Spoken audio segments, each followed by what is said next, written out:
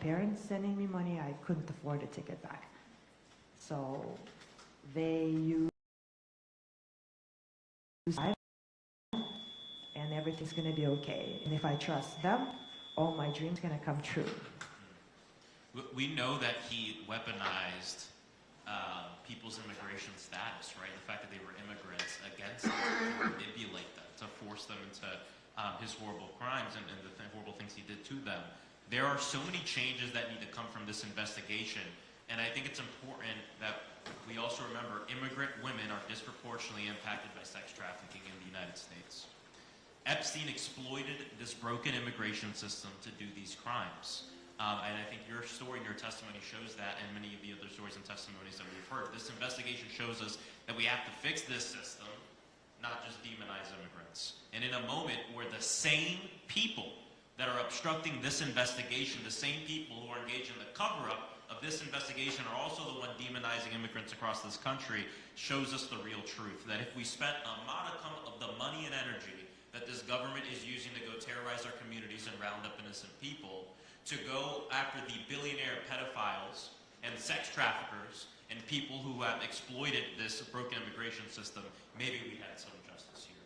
And so just thank you so much for being here and sharing your testimony. I yield back.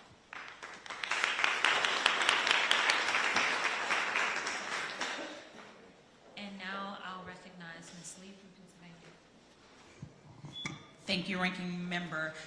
I want to start, like many, by just grounding us in the people who have too often been ignored.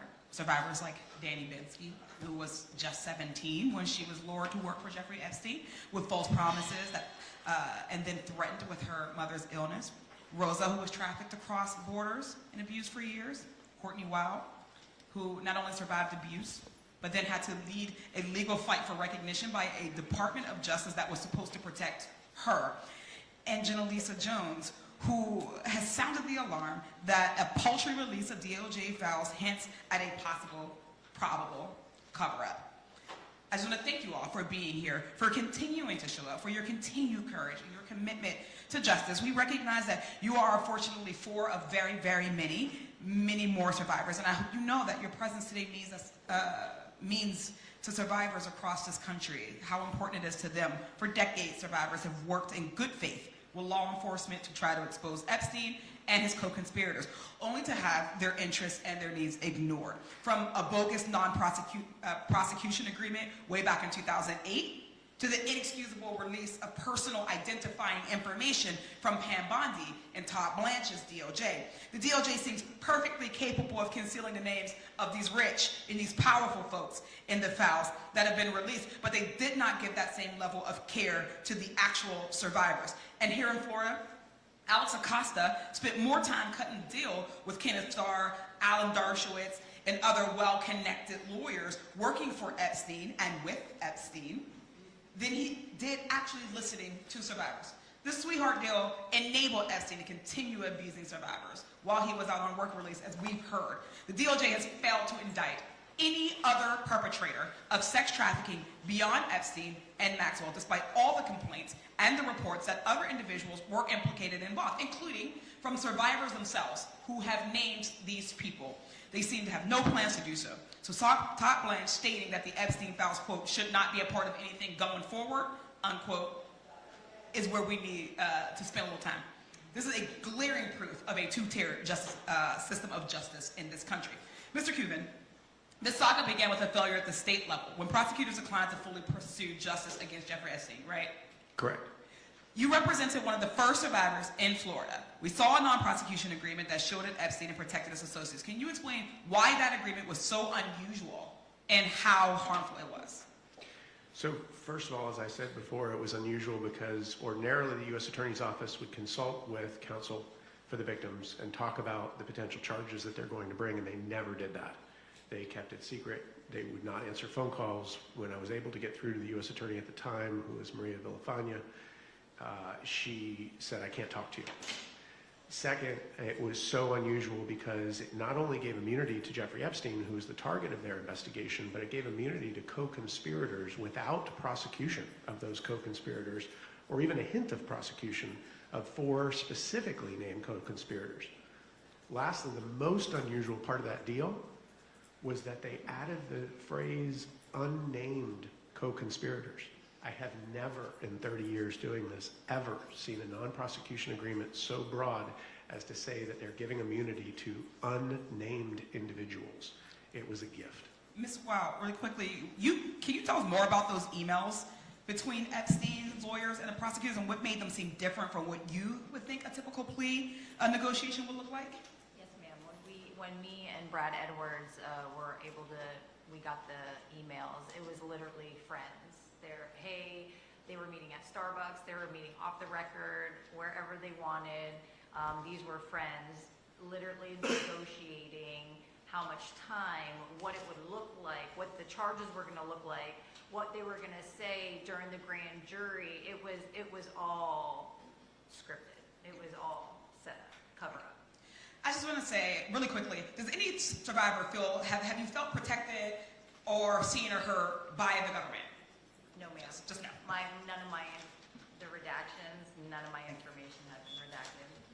This is about a system that asks survivors to carry the burden of proof, the burden of patience, the burden of pain, while people with wealth and power are given time and protection and silence. While we're here today because of Jeffrey Epstein, sexual abuse survivors across this country know all too well that he is not an anomaly, but he's a high-profile example of a system that too often works exactly as designed, to shield abusers and silence those that they harm. So to all the survivors, the fierce attorney advocates who are with us here today, I just want to thank you for coming forward despite the many frustrations, the threats, the dangers, and the setbacks that you've experienced. We have a responsibility to all survivors who are still waiting, to the ones who have never gotten justice, and to the ones watching right now to say that this ends here, and we take that very seriously. I thank you all so much, and I yield back.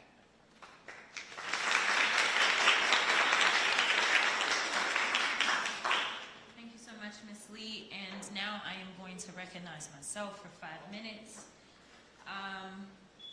I've been smiling probably more than I am supposed to as I've sat here because y'all bring me so much joy. And let me tell you why. The reason is this. It's because in spite or despite this incompetent government, y'all have not backed down. For some people, it is the very first time that they're seeing your faces, but you have been there when no cameras are rolling. You have been there for decades, and you are still showing up. The reality is that you are not a child in this moment, but you know that other children are potentially being subjected to something similar in this exact moment. And it is your courage that is contagious. We don't have that, unfortunately, in Congress. We got a bunch of cowards. But your courage is contagious. Think about it this way. One of the things that I really want to clarify, because I have had an opportunity to hear some of your stories and meet with some of you in person and behind closed doors, a lot of people who potentially are not on the right side of history right now, one of the common questions they ask is, how is it that this could have happened to so many people, yet when you were going through your experience, you failed to see anybody else or know anything else, and you thought that you were all alone. And I know that that is something you have told me directly. So for the people that are watching, and they're hearing numbers like, man, thousands of girls, but at the same time, they're hearing, you know what, I never saw anything else. Whoever feels most comfortable, if you will, because for me, I don't think that I have that much confidence in the government overall doing what's right for the right reason, but it is the pressure from outside. It is you going out there and being courageous that has made the people rise up. That is why we were able to get some kind of movement. And so I want to build more allies for this movement right now. So if any of you would like to answer that question. Thank you for that, first of all. But I think it starts with our young people knowing that they need to speak up. Because for me, I think I was pit against a friend of mine that went together to Jeffrey the first time, and he was very good at using the manipulation to hold us there. And so I felt like I couldn't tell anybody, and I didn't tell anybody. So I think it starts with the youngest, you know, if an experience feels off, to have a young person speak out and talk to even just a friend about that, and then say to that friend, hey, is this happening to you? Then the two of them can talk to an adult, and then we're already making change because we're already taking it out of the dark.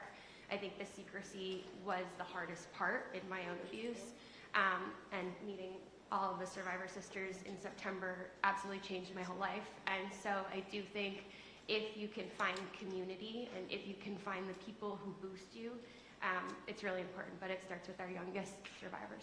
Thank you so much for that. And in fact, you brought up young survivors. You know, a quick question that I have for each of you is, do you believe that a child has the ability to consent to sex? Okay. Interestingly enough, most of the time our laws, whether they're state or federal, acknowledge that as well, but I have a transcript and I won't go through it, but it relates to the case that stemmed out of here where they were trying to make it seem as if a child victim was a criminal. That was the focus of their questioning. So it is so frustrating because literally when I was in the state house in Texas, this is one of the things that I actually worked on, was making sure we changed the actual language in the code, specifically as we talked about child victims.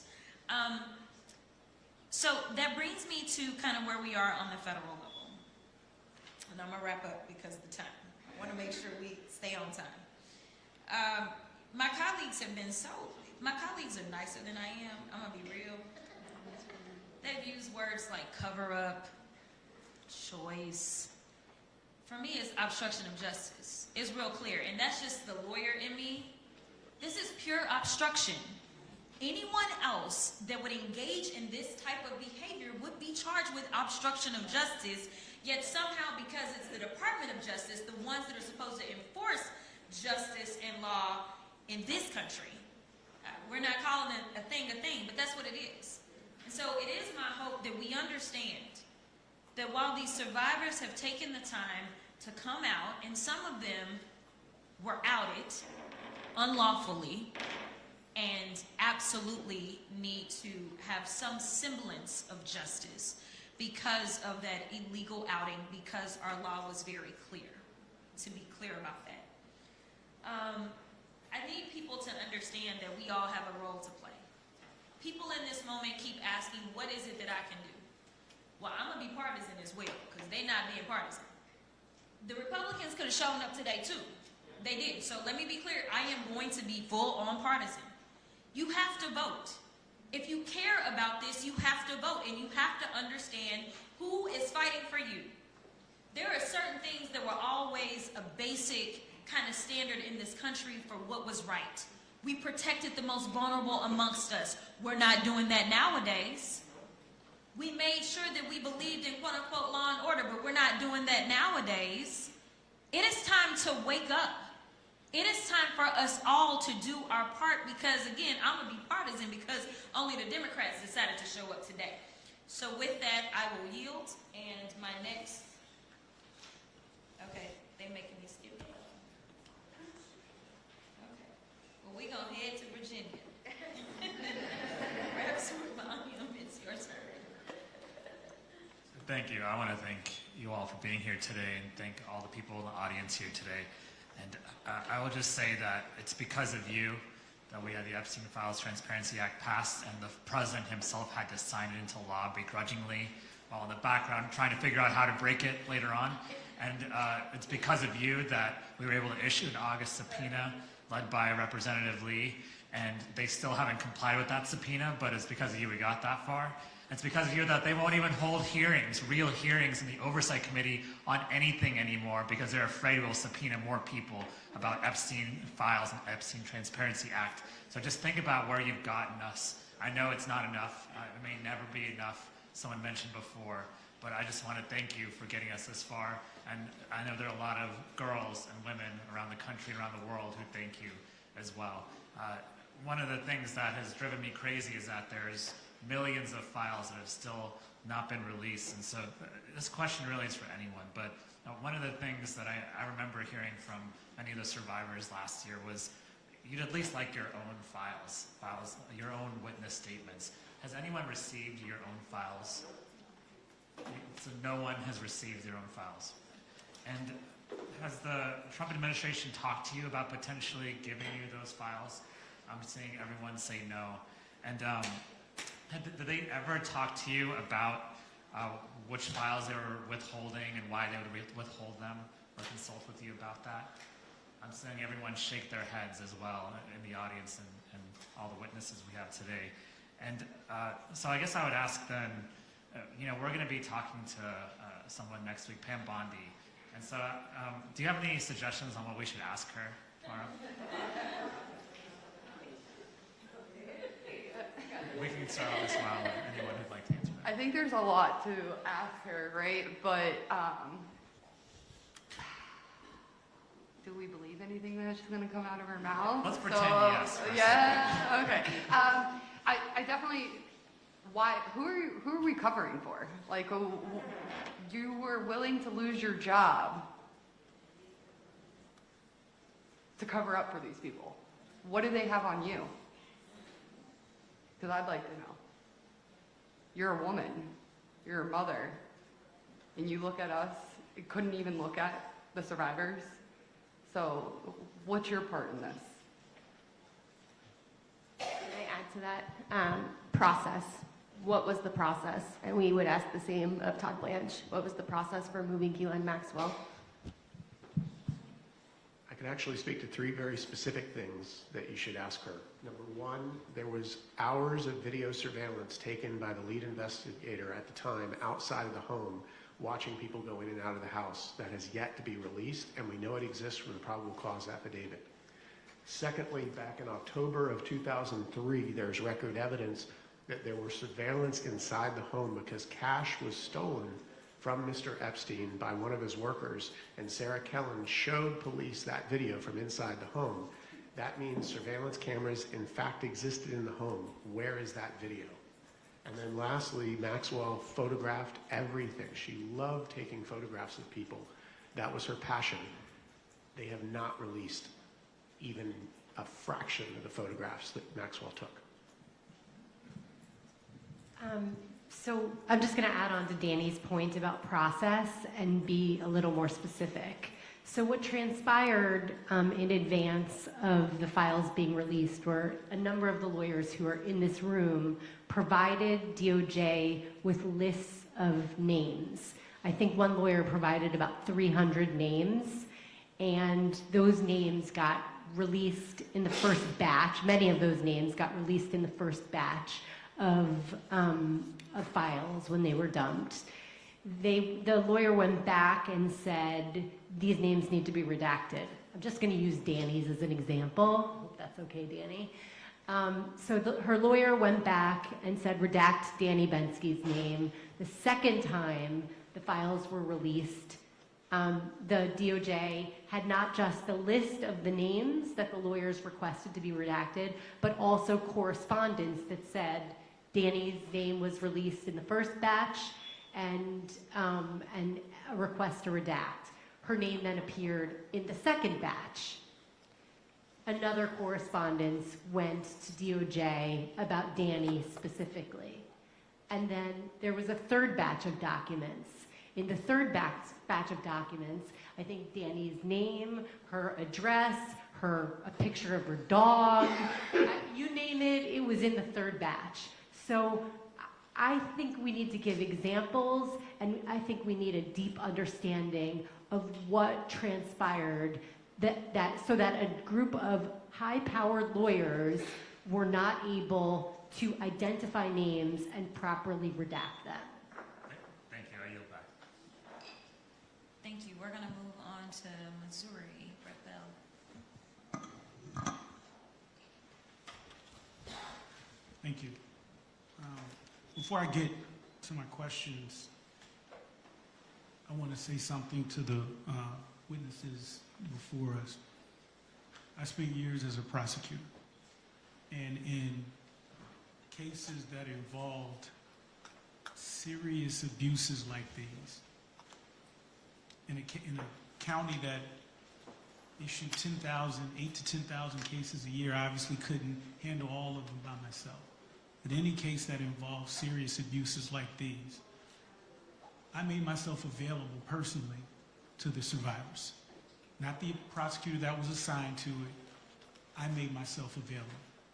And if there was a resolution or an outcome to the case that went against the wishes of survivors, that was another reason that I sat right there with those survivors to hear directly from them, to tell them what the evidence was, why we were doing what we were doing. And what I discovered is that oftentimes there is nuance that an investigation may not find, that you all, or respective survivors, will see.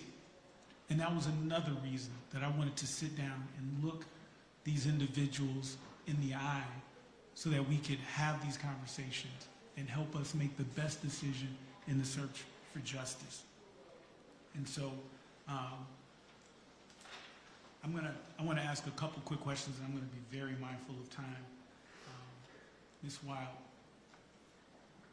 as a former prosecutor, I have to ask this question. The Crime Victims' Rights Act was passed specifically to guarantee survivors a seat at the table in federal proceedings. You went to court to enforce that right. In your experience, was that promise ever actually kept? No. That promise was never kept, and during the federal investigation, and that's why it was so wishy-washy, because Alex Acosta had the federal investigation. So the feds were coming to me, asking me questions, but then the feds passed it back down to the state. So it was just all very confusing. When the feds came to me and told me that there was a state sentence, I was like, oh wow, that's great. I didn't think that had anything to do with the ongoing in federal, because it's a federal, we all know nobody, if the feds puts a case on you, they have that, like, you're going to jail. So it was just all very wishy-washy, but no, that the Crime Victims' Rights Act never applied to us in this case. Ms. Jones, you've been fighting for justice for a long time, longer than anyone should have to. What has that fight cost you, and what keeps you going? I'm a mother of 4 children, so that is why I fight, and I speak very loud to protect my children, and not just my children, everybody's children. That's how I keep going. It takes a very big toll on you, but when you look at the innocence in a child's face, no child should ever have to go through what we went through, ever.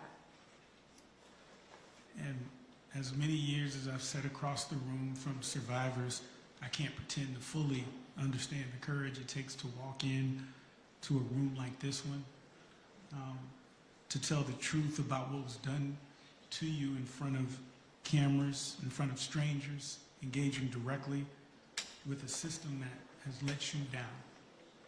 And Ms. Rosa, you said that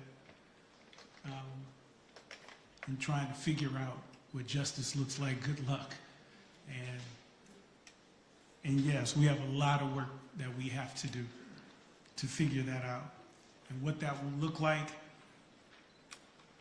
there's a lot that this investigation needs to do just that. And so what I can say with certainty is that what the inspiration for this work looks like, and I'm looking at all of you. I'm looking at every single survivor, known and unknown, that continues to inspire us to do this work. And I thank you for being here. We do not take that lightly, that you've agreed to be here today and share your stories and being honest about why this matters, because, as my colleague said, this administration has made it harder, not easier, for you to be here, but you are our inspiration, and we appreciate you. Thank you. Thank you, Congressman. Next up is Representative Min. Thank you to survivors for appearing here today. Ms. Wild, Ms. Jones, Ms. Bensky, Rosa, Mr. Roberts, Ms. Roberts, your testimonies are powerful and extremely heart-wrenching. And we're sitting right now just 2.8 miles from the Epstein estate, where so much of this took place, 4 miles from Mar-a-Lago, where Jeffrey Epstein spent so much of his time. And I don't think it's lost on any of us up here how much courage you all are showing in being here today and sharing your stories, because as we begin to unravel the threads of the Epstein files, we're seeing just how broad and deep this conspiracy goes, and a number of you have talked about the threats you face, and that must be incredibly frightening. Many of the world's richest and most powerful men are implicated, and they have directly perpetrated a decades-long cover-up.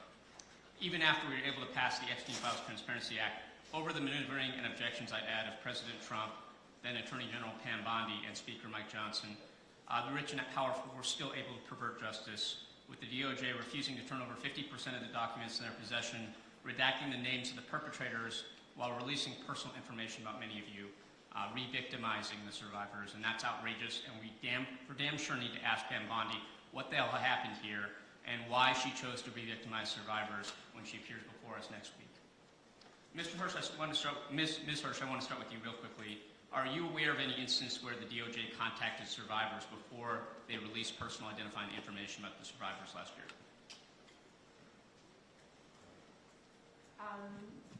The DOJ did not contact survivors directly, but we at World Without Exploitation did reach out to DOJ, But and they did not reach out. they did return a phone call, but when we asked them to speak with survivors, that never happened. And that's outrageous, because the DOJ is supposed to represent justice for people who are victims of crime, not re-victimizing them, not protecting the perpetrators of crime. And what's at stake today for you all and the hundreds of other women who were trafficked and abused by Jeffrey Epstein, Ghislaine Maxwell, and their associates is justice for you, but also the idea that there's one rule of law for everybody. That we don't have one set of rules for the rich and powerful, the Epstein elites, and another that applies to the rest of us. As I've said before, I spent my career fighting for the rule of law. This is very important to me. I also started my career at the Securities and Exchange Commission, prosecuting corporate fraud, then taught banking law at UC Irvine, and I also know that following the money is the first rule of tracking down any kind of major criminal conspiracy.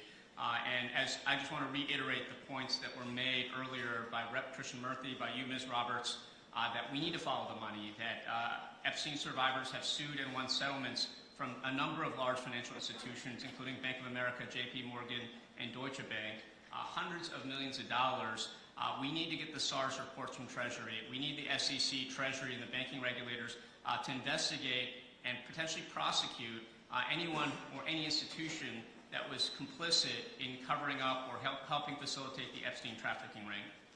Now, Mr. Kuban, you've stated previously that Epstein would never have been able to get away with this horrendous crimes without the complicity of banks, the big banks, and back in 2023 you stated, I've always said that he would never be able to molest these young girls without the banks and the money behind it. Could you briefly elaborate on what you meant when you said that? Correct. So we found during our original litigation back at the inception that he was pulling out large amounts of cash and transferring funds back and forth, and large amounts of cash were coming out of the banks. There were never any questions that were being asked of him at the time. And in fact, as I alluded to before, even back in 2003, he had envelopes filled with cash that he even reported to police that had been stolen from his home. And the banks appeared to be working with him, not questioning him, because of all of the money he was moving through those institutions. It is a damn shame that the Department of Justice and the FBI have never followed this thread, even though it's something that is very, very important. I will just add that House Oversight Democrats have worked with Chairman Comer to issue subpoenas for Deutsche Bank and JP Morgan. We're seeking subpoenas for an additional 21 banks. I think this is going to be really, really important. Another important piece of evidence that has not been followed up on is the camera evidence, the computer files, as the lead attorney at the time, Maria Villafuena, had referred to. Now, you had mentioned, Mr. Kuban, that you saw a number of cameras in the estate that would potentially have a lot of damning footage. Can you describe what cameras you saw and how many, where they were located in the estate?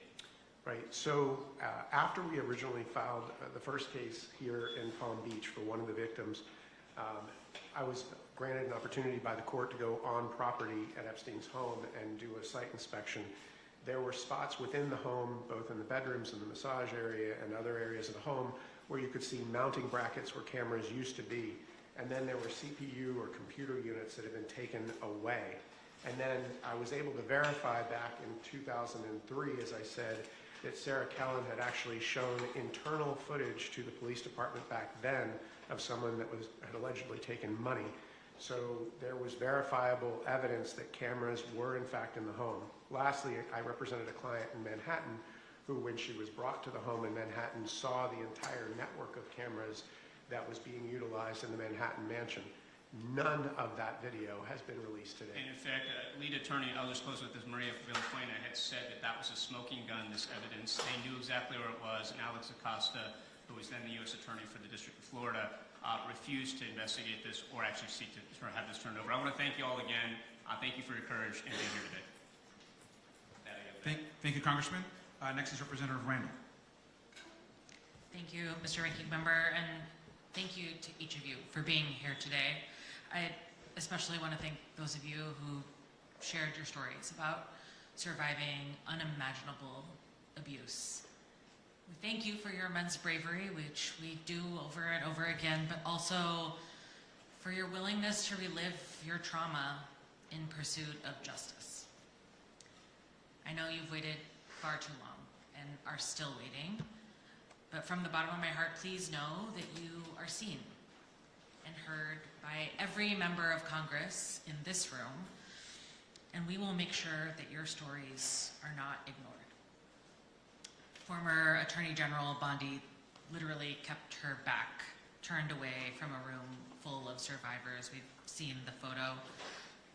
We are here to do the opposite. We are here to walk alongside you and to shine a light on the stories that you have shared over and over. We'll keep fighting for truth, for transparency, and an end to this shameless DOJ cover-up of all the information relating to the heinous crimes of this Epstein case. DOJ's document productions to date have released very little new information about Epstein's co-conspirators. In fact, we know that there are more than 2.5 million documents still hidden. But unfortunately, as we have heard today, recent releases have exposed private and personal identifying information of survivors. DOJ has created serious risk to safety for survivors and published names and photographs, some of them very explicit. Survivors have also shared with the committee that in multiple instances, as we heard again today, loved ones didn't know that you had been abused by Epstein until that information was released publicly. Every oversight Democrat sent Pam Bondi a letter back in February to express alarm at DOJ for publishing survivor names and photographs thousands of times, while taking special care to redact information that could be crucial for bringing justice and holding perpetrators of abuse accountable. The sheer amount of personal identifiable information released after survivors got assurances from DOJ that they would be protected raises the question of whether this is just incompetence or, far more likely, deliberate witness intimidation. Ms. Bensky, you have spoken about this, about the harm of DOJ's sloppy Epstein file release that has caused you and other survivors. You spoke about your own name being released despite repeated requests to redact it. Will you share again for us, for the record, what that experience meant to you and other survivors to have your information be exposed? Yeah, I mean, I am public, and that's a choice that I made, but never in my life did I expect for anybody to read intimate details of abuse. To me, it's always been about protecting others. And, you know, unfortunately, I have friends in this story, and to see somebody's name out there who has worked so hard to move past this in life is something, it sends a shockwave through your body. It hits you like reading your own name in the file first, just like I went into the files thinking I would have to look pretty hard to find things, type my last name in, and everything came up, right? And it's like, there's like a hot flash moment, right? It hits you sort of like a bullet to the chest where you're like, oh my God, it's that feeling of like that PTSD is real, right?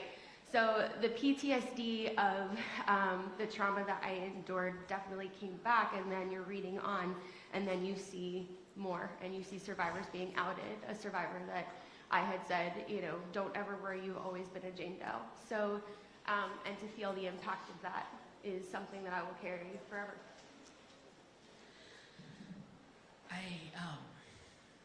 I'm sorry. I feel like you deserve an apology from your government, and, you know, as Democratic members of Congress, we are here to continue to work with you.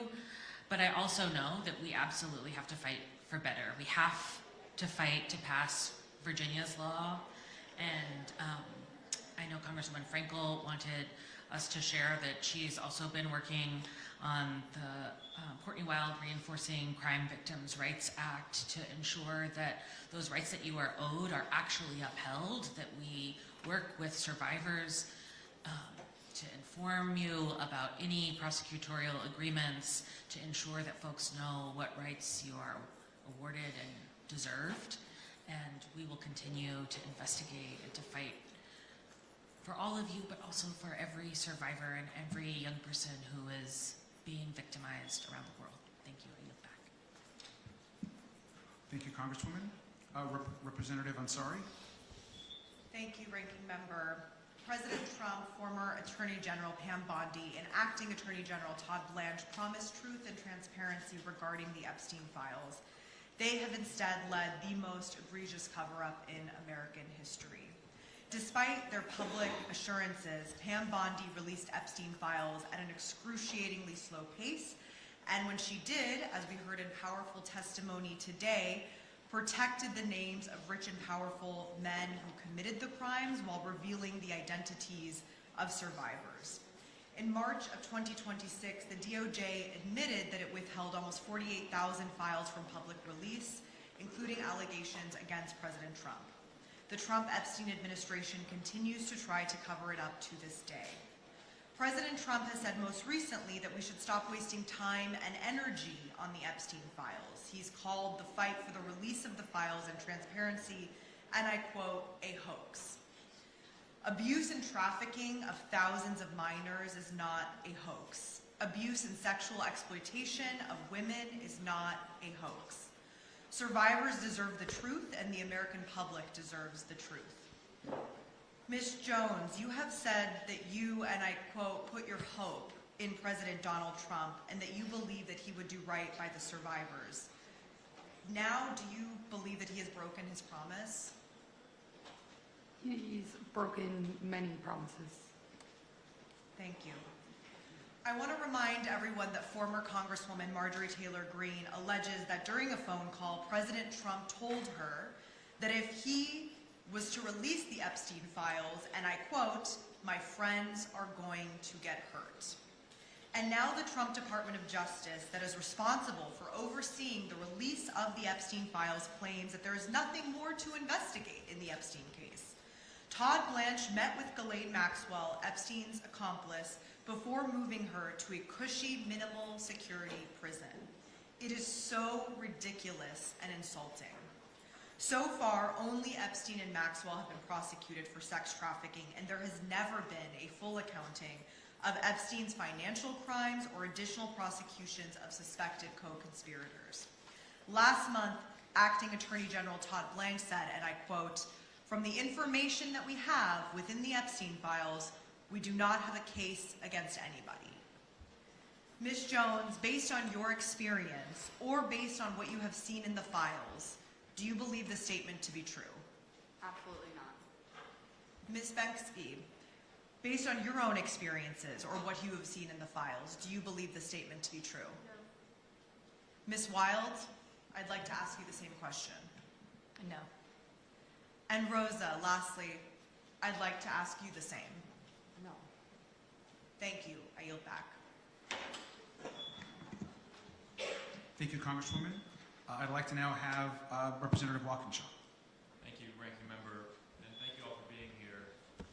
Walking into this room and telling your stories again takes tremendous courage. And I've heard a lot of the stories from survivors, and like everybody, I'm struck by the courage, the commitment to justice for Epstein, Maxwell, and everyone involved in these crimes, but I'm most struck by your commitment to protecting every child and every potential victim of sexual abuse or assault. Epstein, Maxwell, and their co-conspirators shattered lives. They targeted vulnerable women and girls, objectifying and attempting to silence them. They were protected by their wealth, their power, their privilege. We can see it here in Palm Beach. And as we've heard today, their ability to commit these crimes reflects a systemic and intentional failure by the very institutions meant to protect you. Our government lets you down when you deserve protection and justice for the crimes that were committed against you. And we're here today to try to do our part to correct some of these failures. And we're not going to stop until the truth comes out, the extent of the crimes, the involvement of all of the co-conspirators is revealed. I want to focus on two patterns that have emerged today. First, Epstein and Maxwell weaponizing immigration status and travel documents against survivors, confiscating passports, holding visas hostage to trap women and girls in their orbit. And then when survivors like yourselves were brave enough to speak up, our justice system ignoring you, reinforcing the sense that there was nowhere safe for you to turn. Rosa, Ms. Wild, thank you for being here today. I want to ask you both just a couple questions related to these patterns. Rosa, can you tell us again how Epstein used your visa status as leverage to keep you under his control? O1 visa is a visa for an individual with extraordinary abilities, and it takes a lot of documents to obtain that visa. I have helped one individual to obtain similar visa, and I learned the amount of documents needed to be gathered. Looking back at my case now, I did not have documents to obtain that visa. I am 100% sure of that. My agency being able to obtain that visa for me in such a short time, which was less than 6 months, it's a miracle. You try to do that right now, you won't be able to. I want to know how. And it's impossible. So I knew that my visa was linked to him, and if he is unpleased, I would be sent back. And are you aware of Epstein using similar tactics against other women or girls? I have personally met a foreigner girl at his mansion in Palm Beach, and I have personally not seen a foreigner come forward to tell the story, and I hope my case will bring more people out in front, because there are many other people who speak broken English or don't speak English at all who can tell their stories. Thank you. Ms. Wild, you were 14 as you testified when you first encountered Mr. Epstein. Is this you? Yes. A child? Yes. I just want to go back to the DOJ investigation and the sweetheart deal for Epstein and ask you, were you told by the Department of Justice that your case was still being investigated even after Alex Acosta signed off on Epstein's plea deal? Yes, they sent me a paper in the mail. My attorneys have it. That saying it was going to be a lengthy process and that, they were doing everything that they could to put him away. But at that time, when the letter was dated, it had already been signed, the non-prosecution agreement. You learned later that they had already signed the deal. Yes. So that letter they sent you was a lie. They lied to you. Yes. Yeah. Thank you. Thank you both. I yield back. Thank you, Congressman. Next up is Representative Presley. Thank you to Congresswoman Lois Frankel. Thank you to Ranking Member Garcia, to Congresswoman Summer Lee. Your efforts have made today possible, and of course, thanks to our courageous survivors. I've been on this committee since I was a freshman, and Elijah Cummings, the great Elijah Cummings, our chair at the time, would often remind us that the role of the Committee on Oversight, our mandate, is to be an efficient and effective pursuit of the truth. Now, that pursuit is what brings House Democrats here today. Because instead of Epstein's victims being met with efficiency, they've been met with obstruction and delays by law enforcement and by the Department of Justice. Instead of Epstein's victims being met with effectiveness, they've been met with systemic cover-up. And I would add cowardice of those who were intimidated by the power and the privilege of Jeffrey Epstein, Ghislaine Maxwell, and their co-conspirators. So today, we are here to shine a light, because sunlight is the best disinfectant. We are here to shine a light on the corruption, on the failures of this investigation.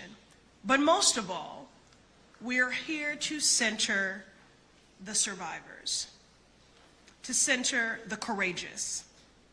Survivors who are grown women before you, but who were children.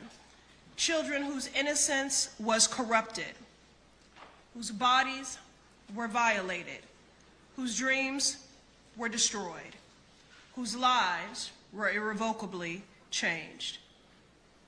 Maria, Courtney, Jenalisa, Danny, Rosa, and Sky and Amanda, here for Virginia, we thank you. Congress enacted the Crime Victims' Rights Act in 2004 to mandate specific obligations for the Department of Justice to ensure that survivors are protected, informed, and able to heal.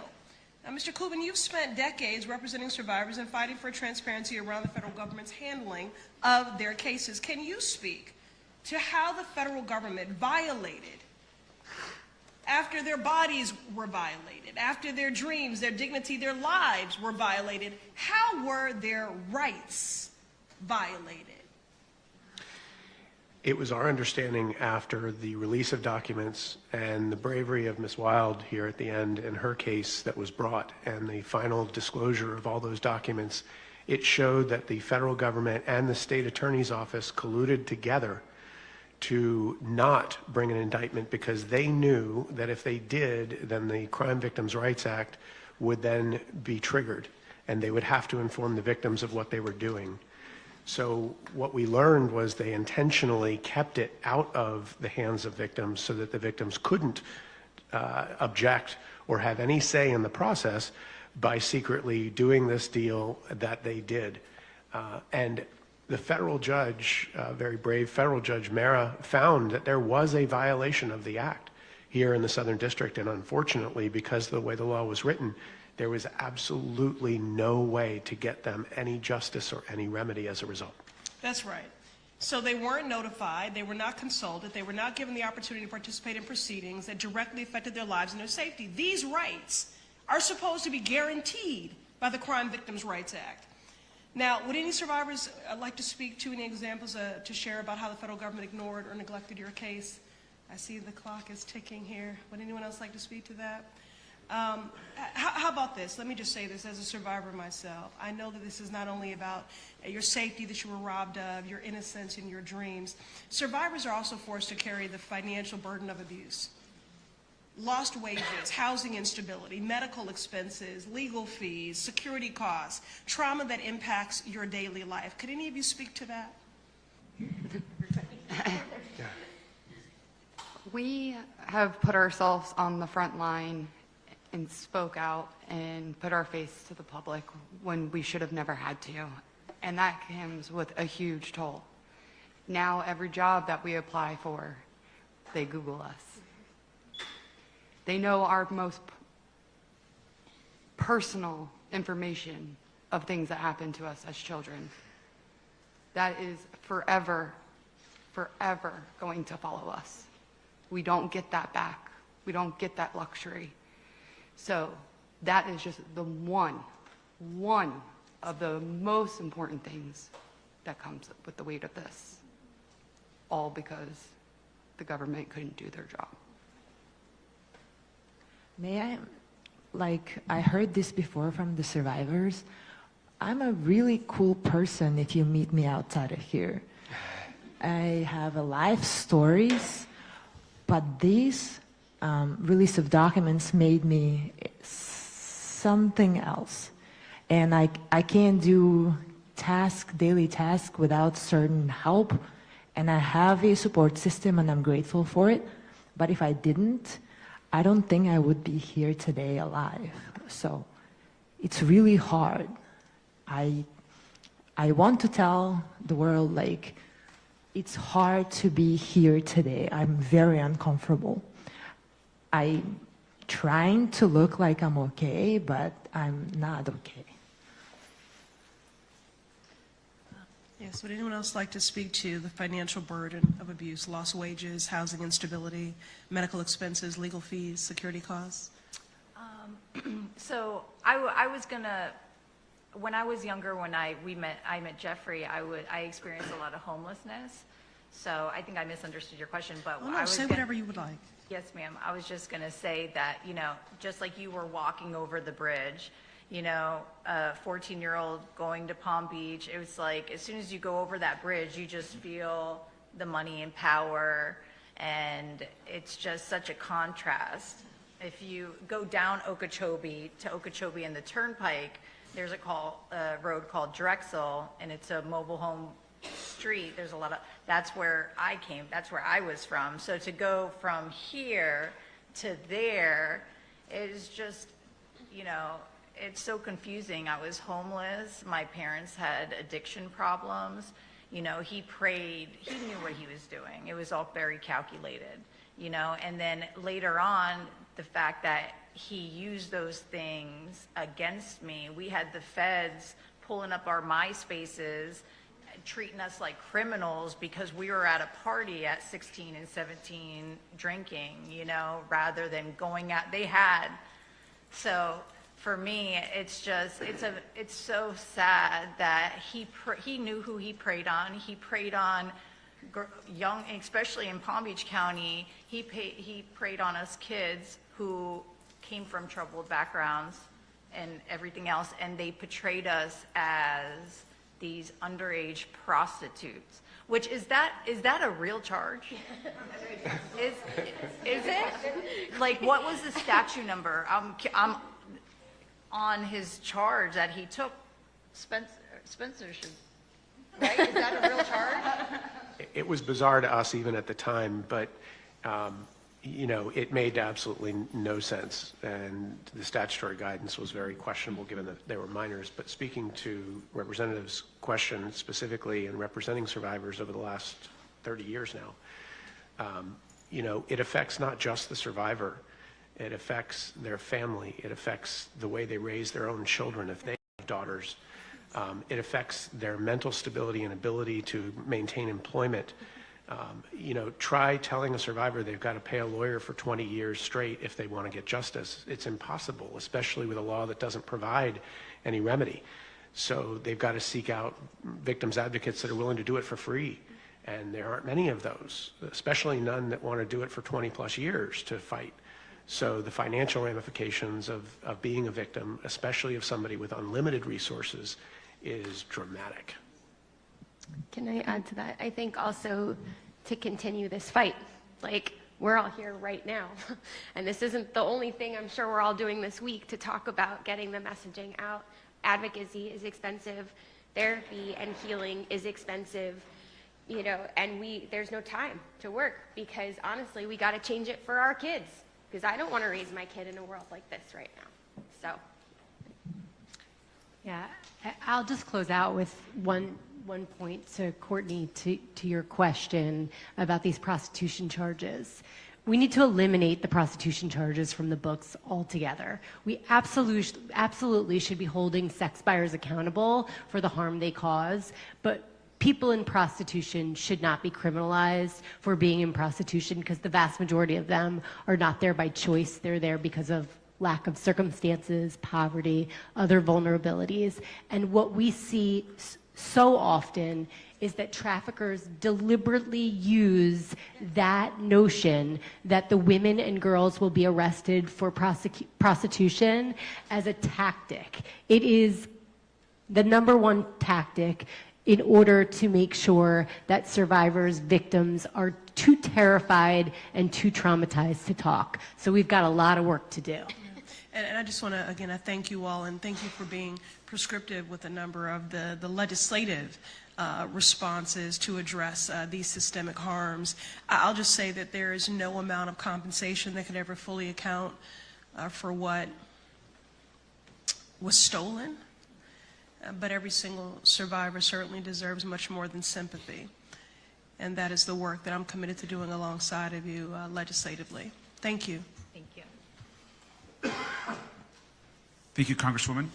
I'd like to turn it over now to Representative Frankel. Thank you. Thank you again for being here. Let me just start with Courtney. You and I met many, many years ago. And just to let you know, I took for heart what you said. And myself and colleagues, Democratic Women's Caucus, we have filed a bill many years in a row named after you to make sure we can get these rights that you talked about. And the Courtney Wild bill would assert that the victims of federal crimes are entitled to all the rights guaranteed under the original Crime Victim Rights Act, regardless of if the charges are filed in court. And then it lists out a whole set of criteria. So I want to thank you for your bravery. We're still trying to get that bill passed. It's a little difficult under the circumstances, but we're going to keep trying. And thank you so much for your persistence. Yes.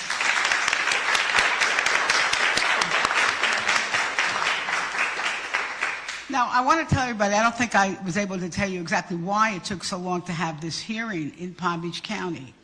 Because I think many of us always believe there are 3 witnesses who have been missing, who must be asked the question, why did Jeffrey Epstein get the deal that he got, and why were the survivors so mistreated in the grand jury room? And those people are Barry Krischer, who was the state attorney, Lana Levick, I don't know if I'm saying that name right, she was one of the prosecutors in that grand jury, and Mary Ann Dugan, who was one of the prosecutors.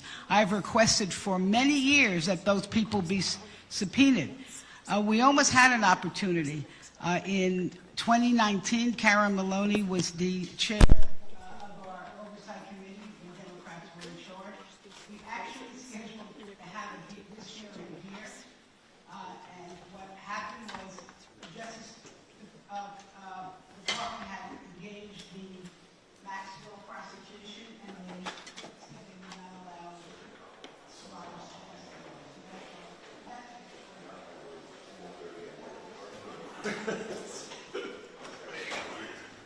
Doing it the hard way.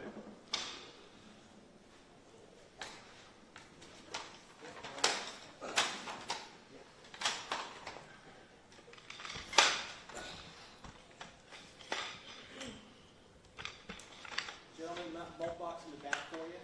Oh, perfect. Thank you. Thank you.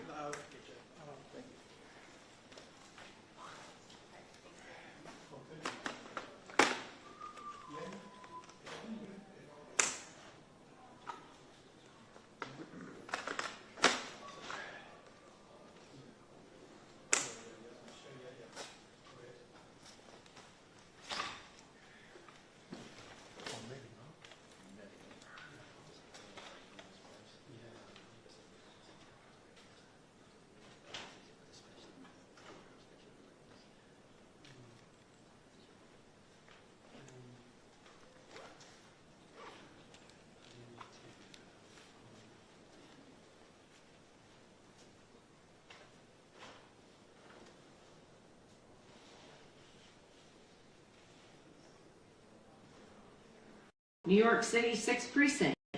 The commanding officer told me local police could only address the local arson crimes, and he instructed me to immediately report the whole story, spanning several states, to the FBI. He told me that it was vitally important that I tell the whole story to the FBI, which I did. The FBI asked me questions, said they were familiar with some of the perpetrators I identified, and gave me every reason to believe they would respond. That failure, that single moment when law enforcement refused to take action, set off a cascade of injustice and grave repercussions to my sisters, my family, and so many others, and to me personally, including my health and well-being. The FBI's decades of failure and inaction led to countless more girls and young women suffering abuse and trauma that could have been prevented. Individuals like Virginia Jeffrey, Anushka DeGiorgio, Shantae Davies, Marika Chartone, Danny Bensky, Jenna Lisa Jones, Ashley Rubright, and Jennifer Rose, among others. Each survivor represents a life changed forever, suffering that could have been spared if the FBI had done their job in 1996. The failures did not stop there. In 2006, the FBI tracked me down, stating that they searched for me because they knew I had reported Epstein 10 years earlier and no one else had. They urged me to testify in a federal criminal trial against Epstein and his co-conspirators, and they promised that they would get him this time. I trusted them again, relied upon them again, and they betrayed me again. Rather than following through with their promises, the government offered Epstein a sweetheart deal and shielded powerful individuals from accountability. And they persist in granting special treatment to certain people to this day. I have received death threats from Maxwell and her associates, including one instance where they threatened to burn my apartment down. And those threats have not stopped. I have been subjected to more than 3 decades of ongoing harassment, vicious challenges to my truthfulness, and real danger from internet instigators, trolls, and more. Meanwhile, my numerous efforts to obtain my 1996 report from the FBI have been rejected time and again. In 2023, I wrote a letter to the government asking for an investigation of the government's actions or inactions in response to my 1996 report. The Inspector General replied saying they were busy with other things, would get back to me, and they never did. I sent multiple FOIA requests for my FBI report records. In January 2025, in response to my most recent request, the government said that they would get back to me in November of 2027, a delay of 3 years. I finally received a letter saying they looked at my complaint, took some kind of action, and the matter was addressed, but what they did was a secret. With no other choice, I filed an administrative claim against the government and then a lawsuit. Since then, virtually nothing has happened, and I'm left waiting and wondering what is next. With the passage of the Epstein Files Transparency Act, after years of efforts to get my records, an FD-71 form was released for the first time, confirming just a small part of my 1996 whistleblower report and vindicating some of what I had said for years. However, the full extent of what I told the FBI was not in that document, so the release of the Epstein files provides only partial relief for me. Where is the evidence I provided of my sexual assault and that of my sister Annie? Why won't the FBI release my full report? The failures of those sworn to protect us have overwhelmed me. Doing my civic duty has cost me dearly. The stress of this trauma, the government hiding and refusing to turn over written confirmation of my 96 report, along with the ongoing harassment and death threats, have contributed to me developing serious health issues, including Hodgkin's lymphoma, a brain tumor, and recently Addison's disease. In the last month, I have spent 23 nights in hospitals, including multiple nights in the ICU. Along with my health, it has robbed me of my career. In 1996, I was fresh out of graduate school and living a life that I had always dreamed, creating and selling art in New York City. When I was assaulted, threatened, held captive, my career was halted, and the trajectory of my life was thrown off course. So many others had their dreams shattered by these crimes, and they could have been prevented. Individuals like Virginia Jeffrey, who is the backbone of this case and remains the inspiration behind this fight. She's the reason my sister and I came forward publicly so we could stand together. She faced also relentless attacks to her credibility online, yet she fought. While Virginia may no longer be physically beside us, she's been our shining star and guiding light and remains so today. The rest of humanity owes it to her legacy to continue this quest. We are still walking down the trail that Virginia blazed for us, so let me be direct about what we need. The federal government owes us explanations, accountability for injuries caused, and a promise of systemic change when crimes against children are reported. Accountability should start with the government's acknowledgement and responsibility for their repeated failures to act in response to my 1996 report. The government needs to take responsibility for endangering and injuring girls and young women. The government needs to start telling the truth, face my lawsuit, and be held to account to me and to all others who have been harmed. Had the FBI done their job, 30 years of child sex abuse and trauma could have been avoided. I want my full FBI file, including the 96 and 2006 reports, including my art. We also need the FBI and the Department of Justice to fully investigate every lead in this case. We need investigation and prosecution of everyone responsible, both men and women. This includes the officials who enabled the 2008 sweetheart deal, the other perpetrators and the many co-conspirators, and anyone who is currently shielding powerful individuals from justice. No more protection for the guilty. There must be no pardoning or commuting the sentence of Maxwell, who sexually abused me, my minor sister, hurt so many girls and other young women, and personally threatened to kill me, has shown no remorse, and has demonstrated no basis on which to believe she would ever be truthful.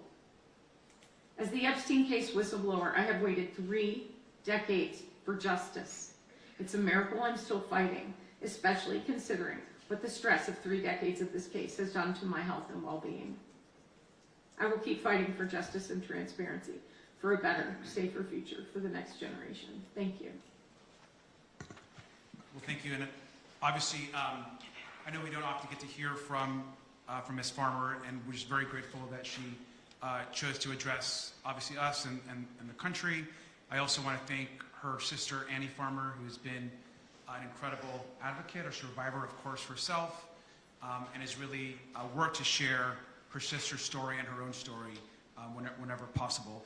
We're going to hear some opening remarks also from Sky and Amanda Roberts, and so I would ask them to join us here at the podium, and I want to thank them also for their courage and for being here.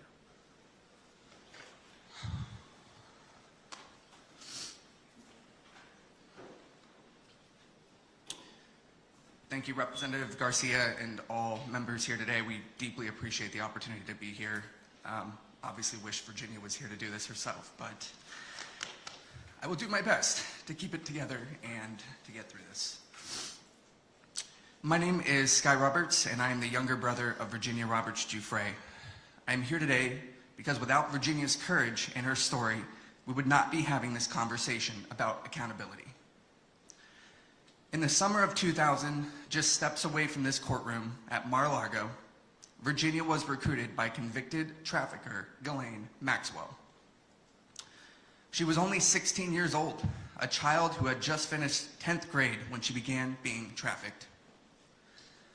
Before her passing, Virginia gave sworn testimony exposing this for what it truly was: a global sex trafficking operation enabled, protected, and funded by powerful people.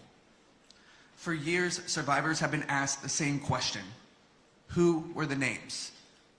The truth is, many survivors stay silent because many of these individuals still hold power, wealth, and influence in our society. Point blank, period. That is dangerous. No survivor should have to risk their own safety just to be believed. But Virginia, she did it anyway. She stood up when others were afraid, told the truth under oath, and faced people she knew were powerful. Today, we lean on her courage once again, because she believed accountability should reach everyone involved, no matter their status or influence. If Virginia were here today, she would say these words herself. Since she cannot,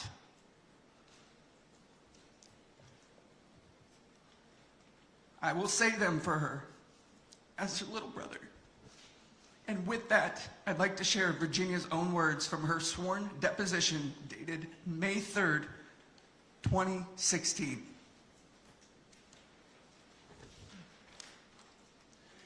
They trafficked me to many people.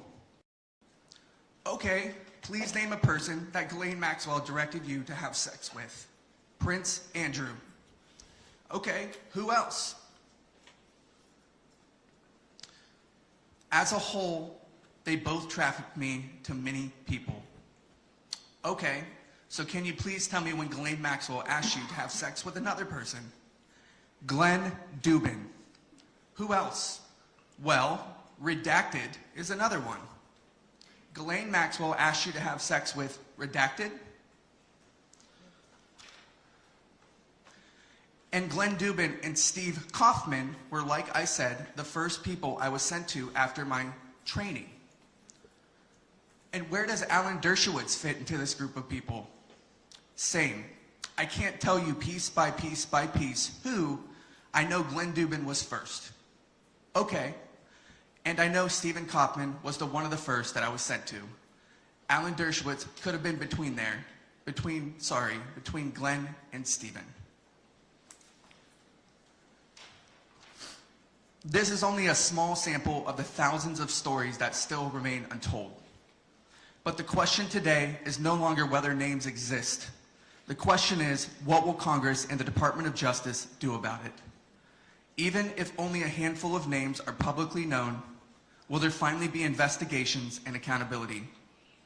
With that, I'd like to turn it over to my wife, Amanda Roberts.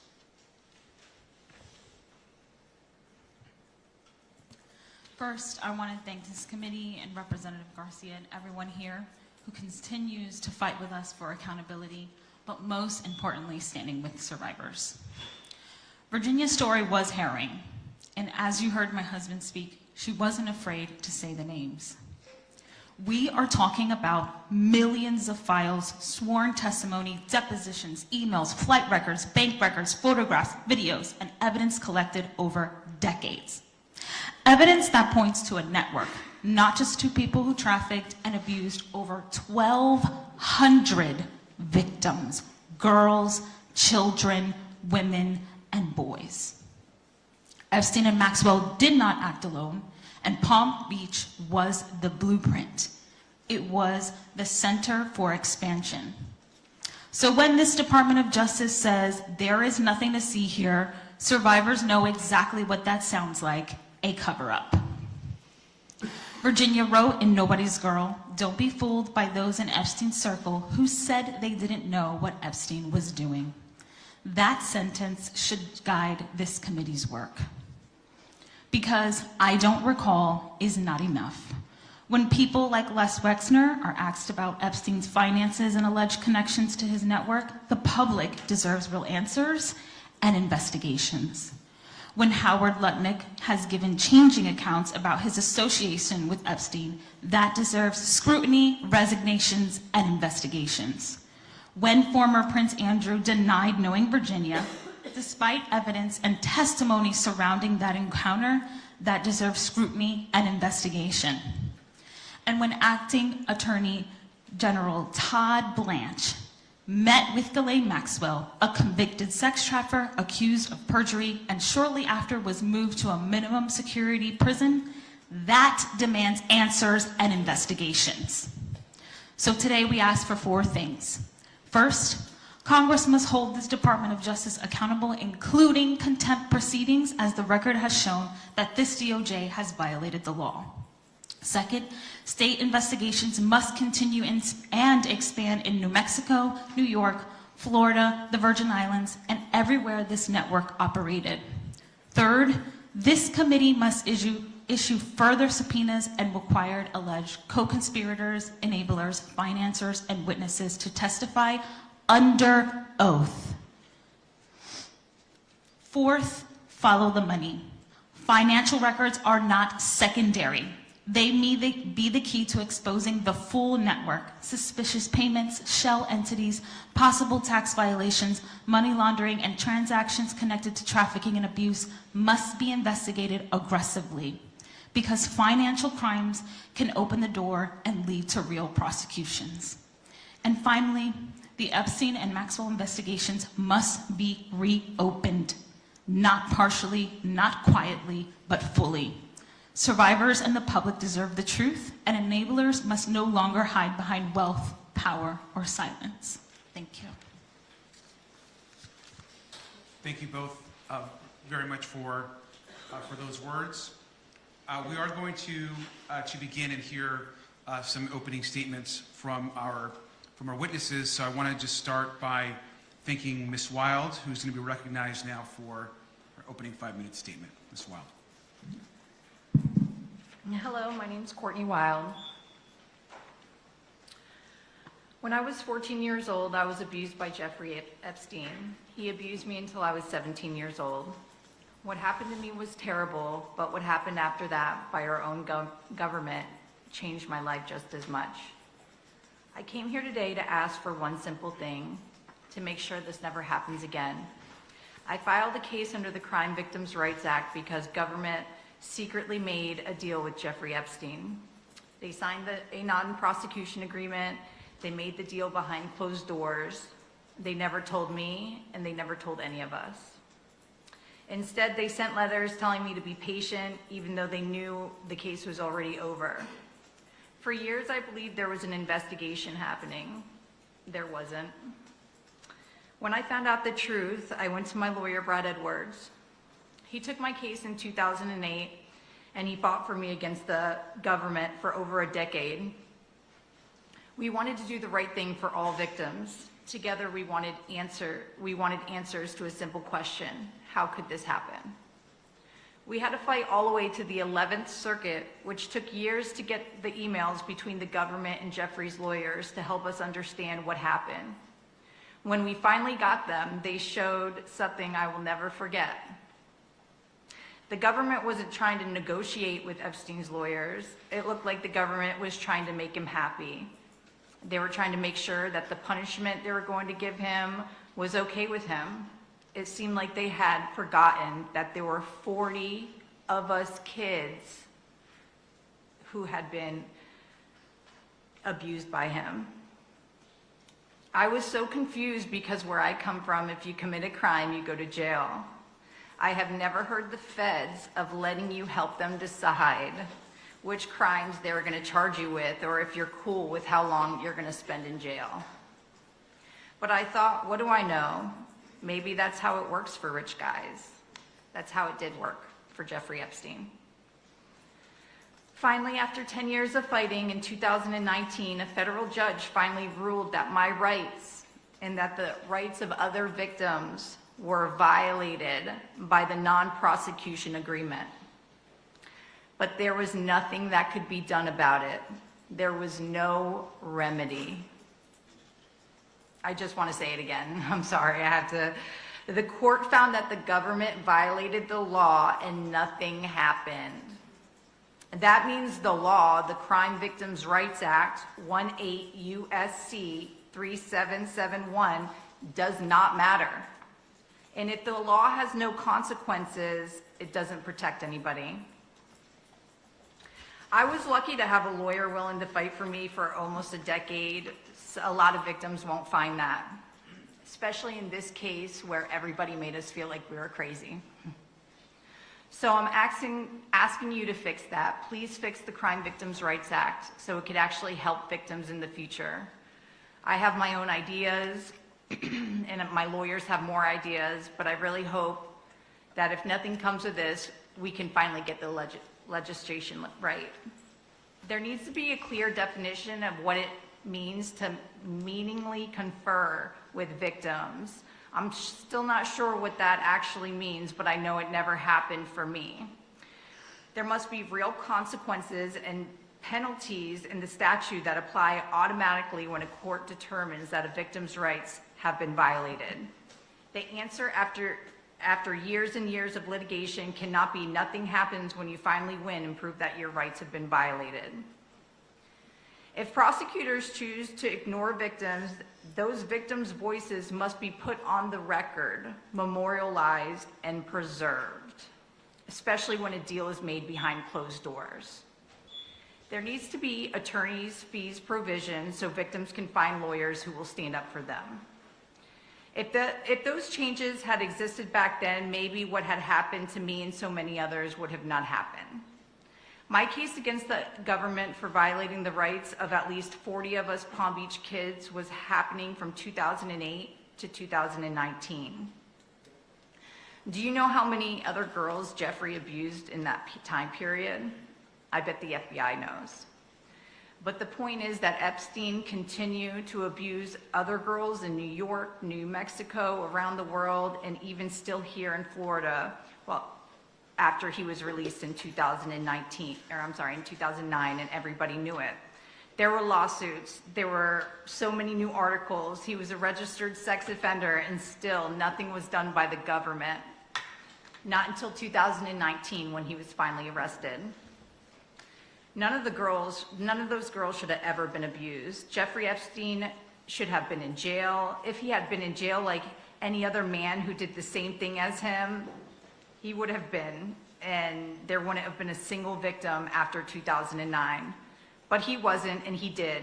He abused so many girls after 2009, at the same exact time that I was asking the government why he got the deal and why they violated my rights. That is the real injustice here.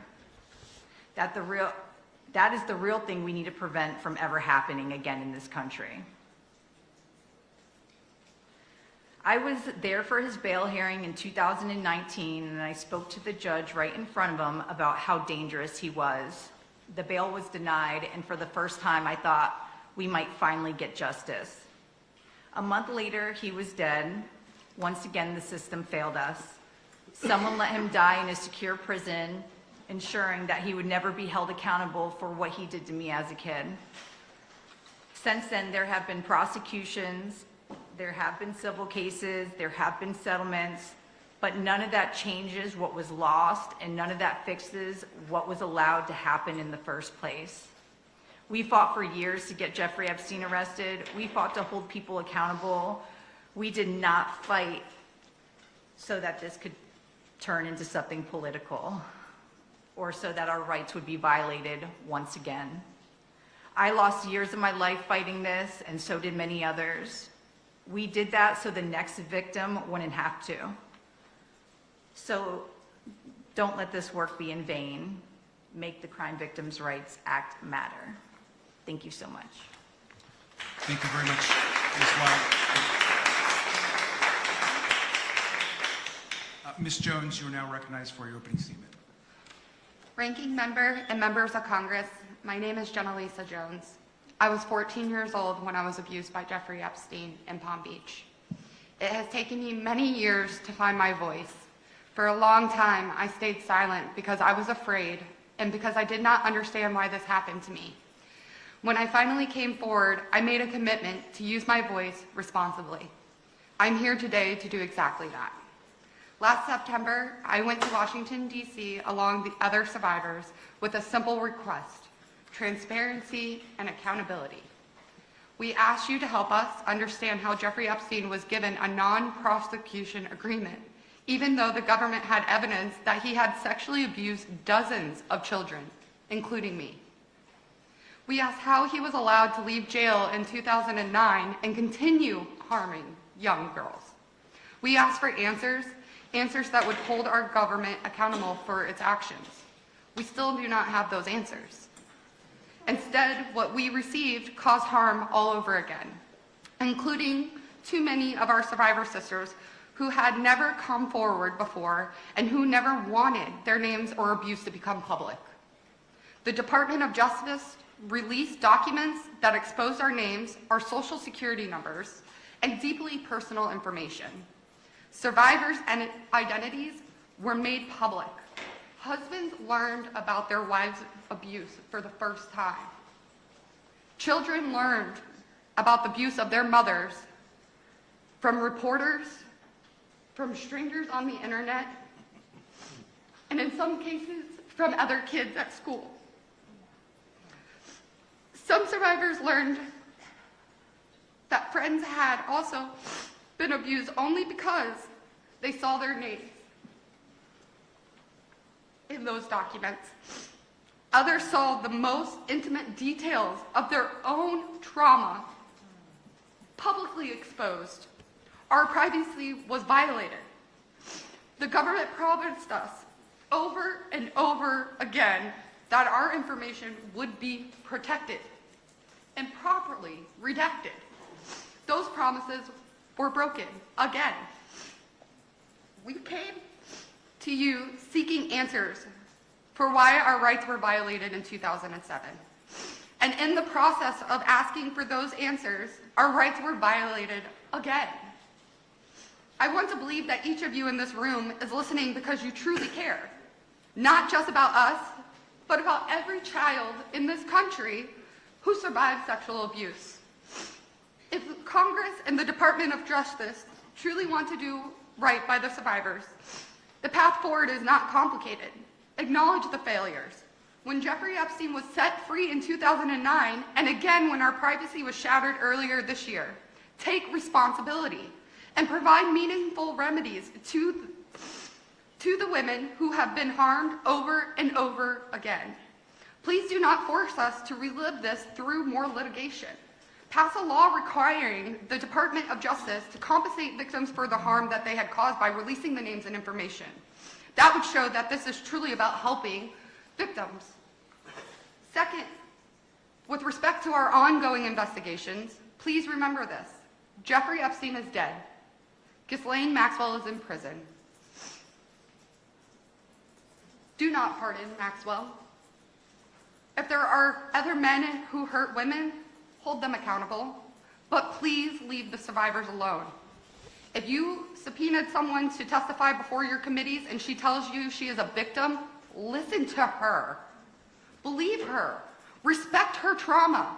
Jeffrey tried to paint his victims as bad guys to avoid responsibility for himself. Please learn and understand that.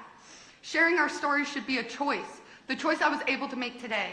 It should never be something survivors are forced to do.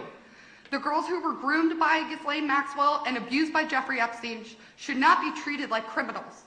Please learn the stories of the women who have been harmed before you force them to testify in a room full of strangers about the worst moments of their lives.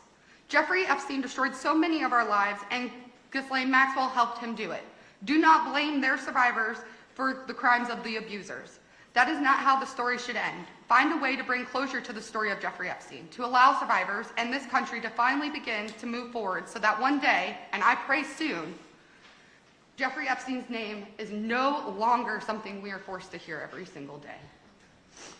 And my last point, I'm not here today only to talk about the past.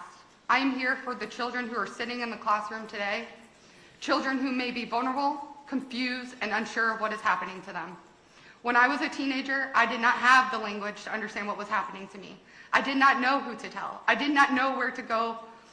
Many of us didn't. We were young and we were manipulated. We were left without the tools or the support we needed. That is something Congress can change. Every middle school and high school student in this country should receive education on the signs of sexual abuse and exploitation. What it looks like, how to recognize it, and how to safely report it. Schools should have trained adults, accessible resources, so that no child feels as lost or as alone as we did. I have worked with other survivors to start a nonprofit called the Survivors Inc. because not everyone who has been abused has access to strong legal representation, therapy, or support systems. I became a certified life coach. I believe in giving others the support I wish I had. Though the survivors, we are able to provide these services to people who have been abused so they can begin their healing journey too. I'm proud of that work, but individual efforts are not enough. Real change requires leadership at a national level. You have the power to make sure that happens to us does not happen again on this scale. I believe one of the most important places to begin is in our schools. Train teachers, educate students, give children a place to turn when they feel they have nowhere else to go. Together we can do better for the next generation. Thank you so much.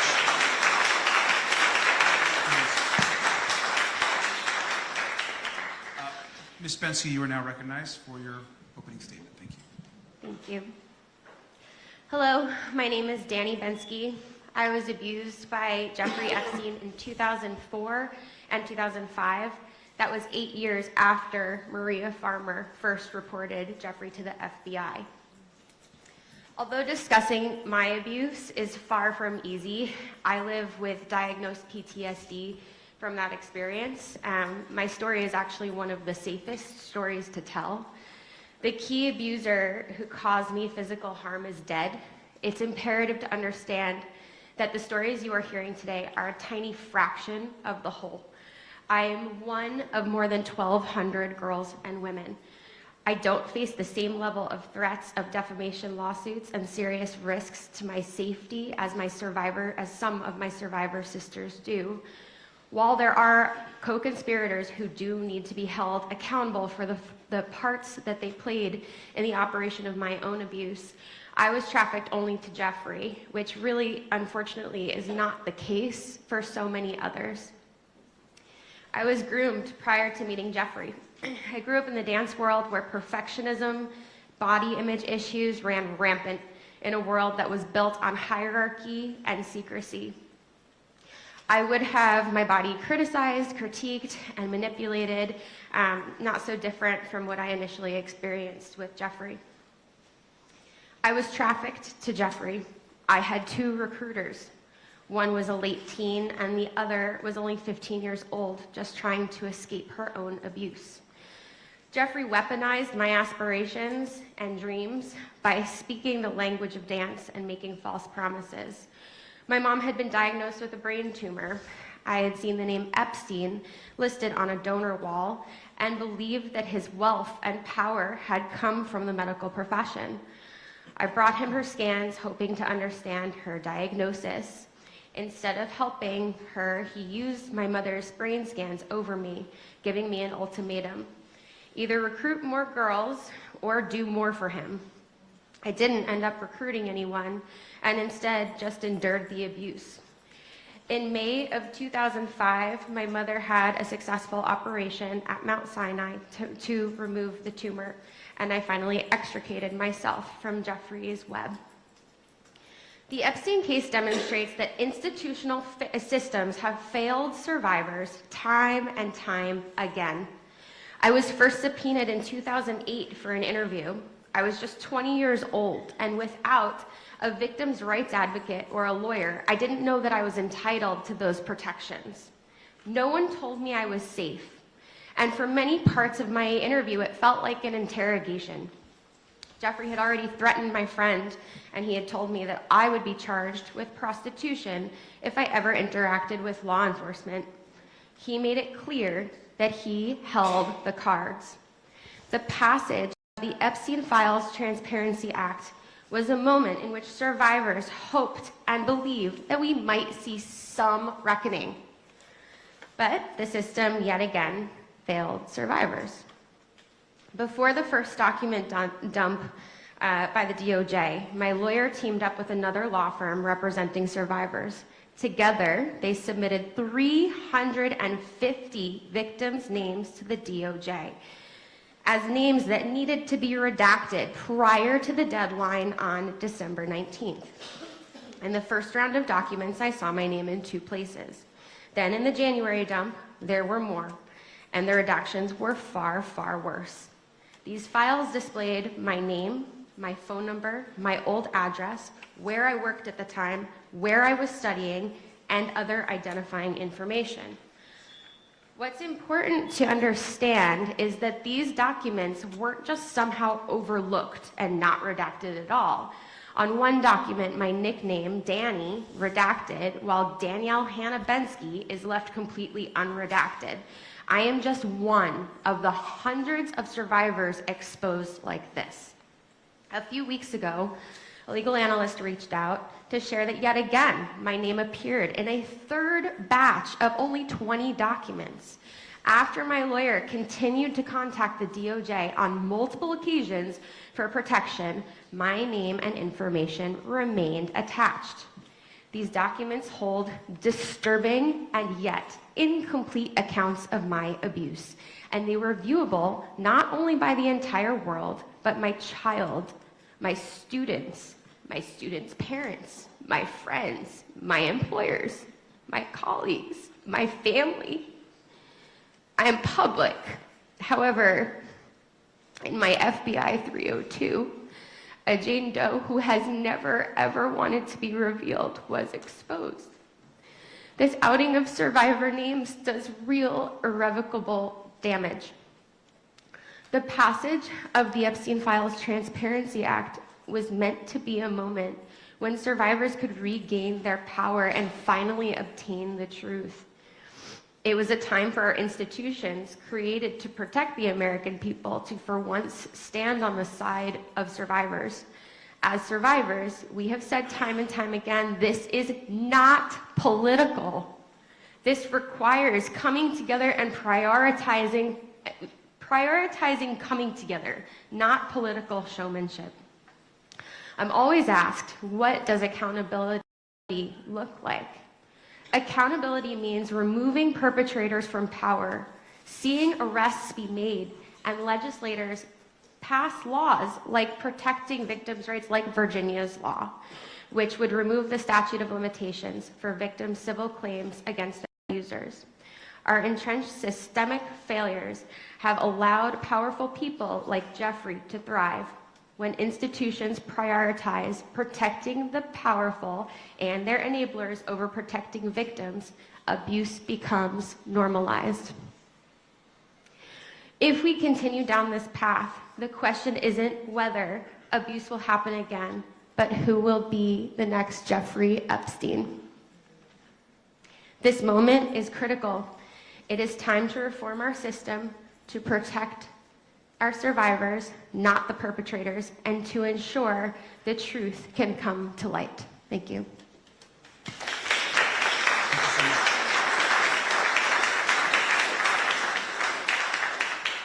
Thank you. Ms. Rosa, you are now recognized for your opening statement. In 2008, I just turned 18 when I met MC Square Model Management owner named Jean-Luc Brunel.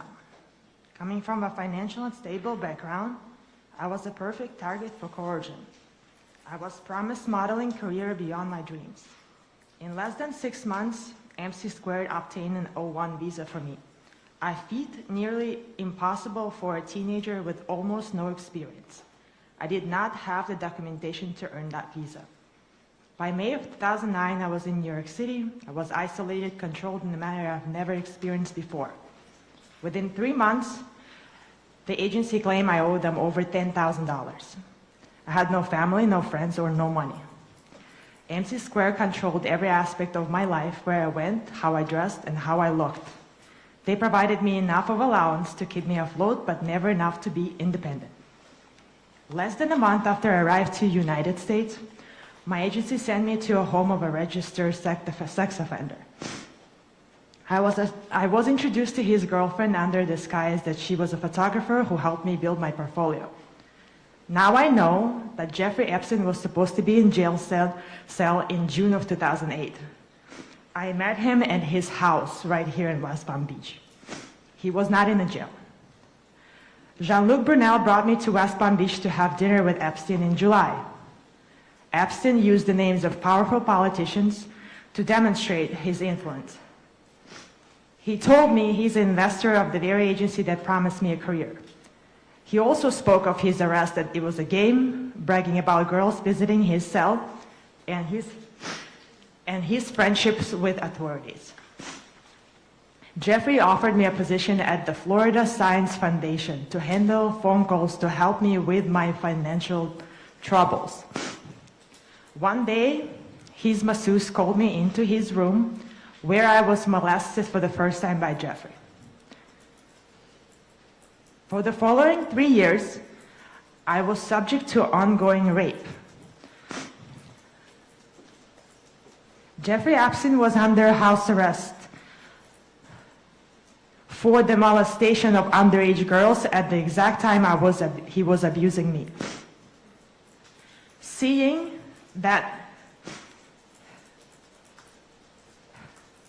the fact that he could commit those acts made justice feel impossible to me, and it took my ability to seek for help.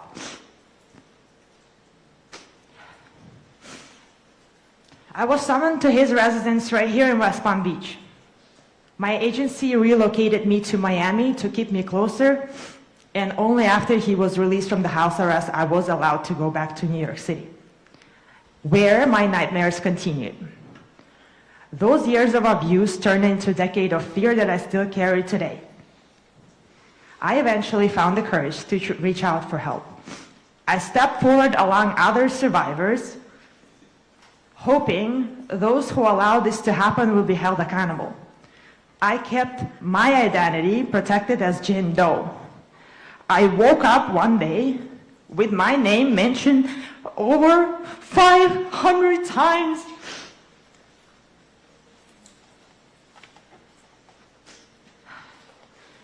While the rich and powerful remained protected by reduction, my name was exposed to the world. Now reporters from across the globe contact me. I cannot live without looking over my shoulder. I can only imagine the long-term impact this mistake will have on my life. I wanted to be a doctor when I was a kid. So I want to end this statement with a story. In 1800, the doctor named Ignaz Semmelweis discovered something life-saving. He realized that the doctors who were performing autopsies and then immediately delivering babies without washing their hands were carrying cadaverous particles, causing women die in agony. He had evidence, he had solution. He begged the medical establishment to wash their hands to save lives. But the doctors were offended. They found it easier to protect their own reputation and maintain the status quo than to admit they were the ones causing harms. They chose their pride over the life of women, and Dr. Semmelweis was ignored, ridiculed, and eventually cast out. I see the same patterns happening today with handling of these files. Releasing my name while redacting the name of other powerful is not a mistake, it's a choice. It's a choice to prioritize the comfort of an institution over the safety of the survivors. The evidence is right here, yet those in power rather us die socially, emotionally, and physically, than admit their own complicity.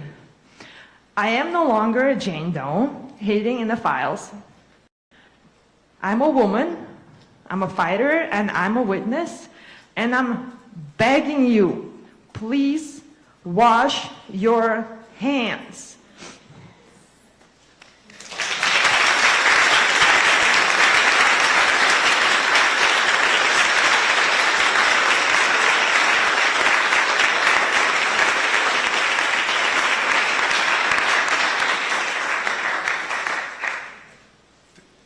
Thank you, Ms. Rose. Obviously, I think one of the true horrors of this investigation has been the way so many survivors continue to be traumatized, and I think this is one just really horrific example of how, even through the Transparency Act, so much horror and re-traumatization continues to happen. So thank you for the testimony. Mr. Kugan, I'm going to recognize you for your opening statement. Thank you.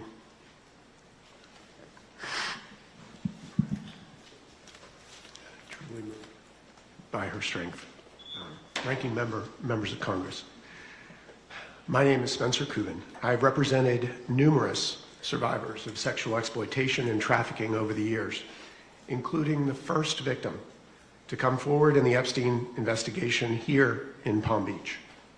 I'm here today because what happened during the prosecution of Jeffrey Epstein was not simply a failure of judgment. It was a systemic failure of justice. In Palm Beach County, credible evidence of widespread sexual abuse involving minors was presented to state prosecutors, including my client. Law enforcement initially identified dozens of victims. The conduct was organized, repeated, and devastating. Yet instead of a prosecution that matched the scale of the harm, what followed was a secret agreement, as we know, that minimized the abuse and insulted the children that had been abused. Despite the efforts of some of the federal agents at the time, the U.S. Attorney's Office in the Southern District decided to have these secret meetings with Epstein's attorneys. The U.S. Department of Justice, in conjunction with the Palm Beach County State Attorney's Office at the time, colluded in secret to quietly shelve this case with minimal state charges that branded a 15 and 16-year-old child victim as prostitutes.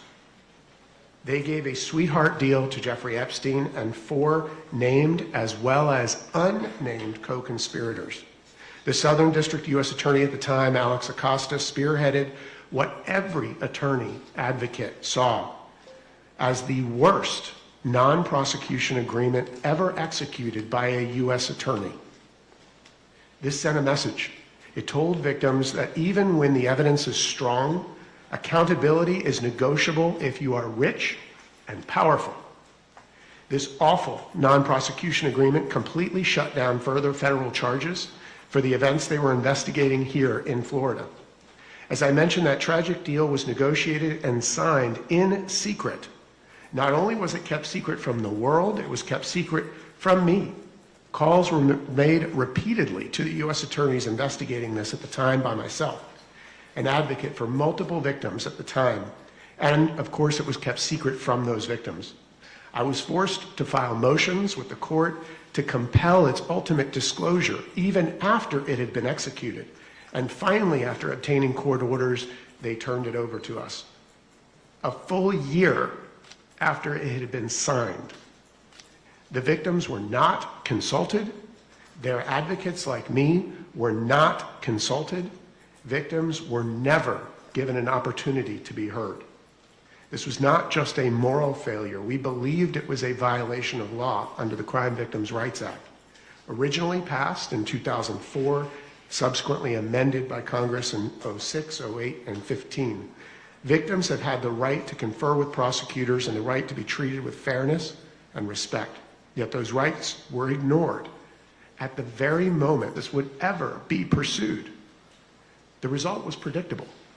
Survivors, as you've heard, were re-traumatized, not only by the abuse they endured, but by a system that excluded them from the process designed specifically to protect them.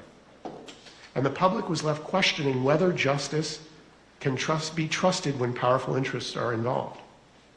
This failure by the Department of Justice at the time was a subject of litigation brought, as you heard, by Ms. Wild. That case ultimately exposed a gap in the law, one that must be closed by you. Today, I want to offer that clear path forward.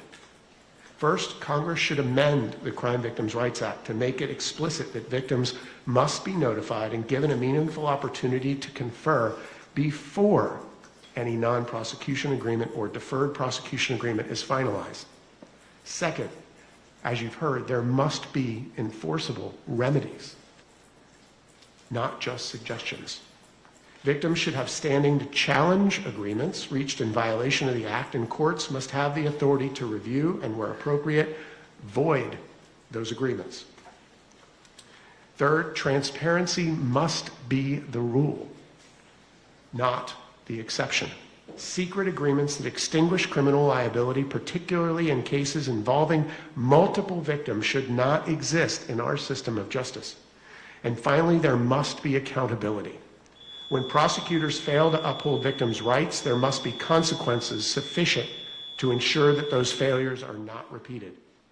This is not about relitigating the past. It's about ensuring what happened here never happens again. The survivors in this case have showed extraordinary courage coming here today. They told the truth and they trusted the system, and the system failed them.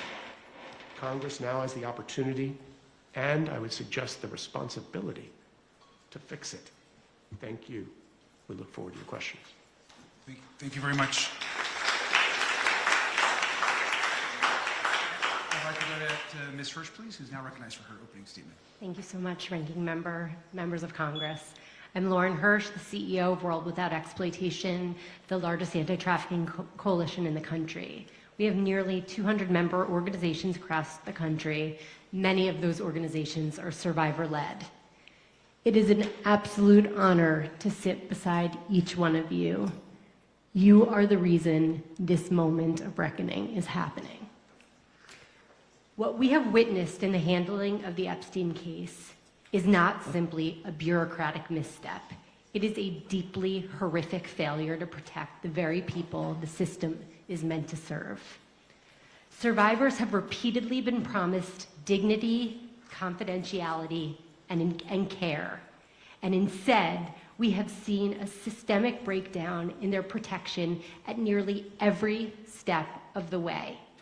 We have watched those with power and privilege manipulate the system, shielding themselves from accountability, while survivors have suffered in silence. Every one of these failures sends a devastating message, not only to Epstein survivors, but to survivors everywhere, that accountability is optional for the powerful. Survivors have had enough, and frankly, the American public has had enough of this too. We are now in a moment of reckoning that requires a thorough examination of all of the things that have gone horribly wrong, but it also requires a serious course correction.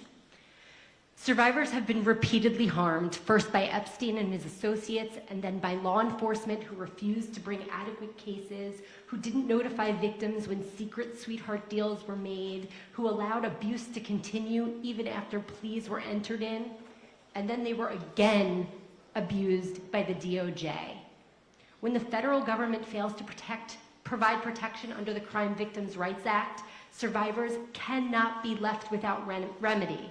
We need a legislative fix immediately to provide compensation and recourse for violations of the Crime Victims' Rights Act, and this is urgent.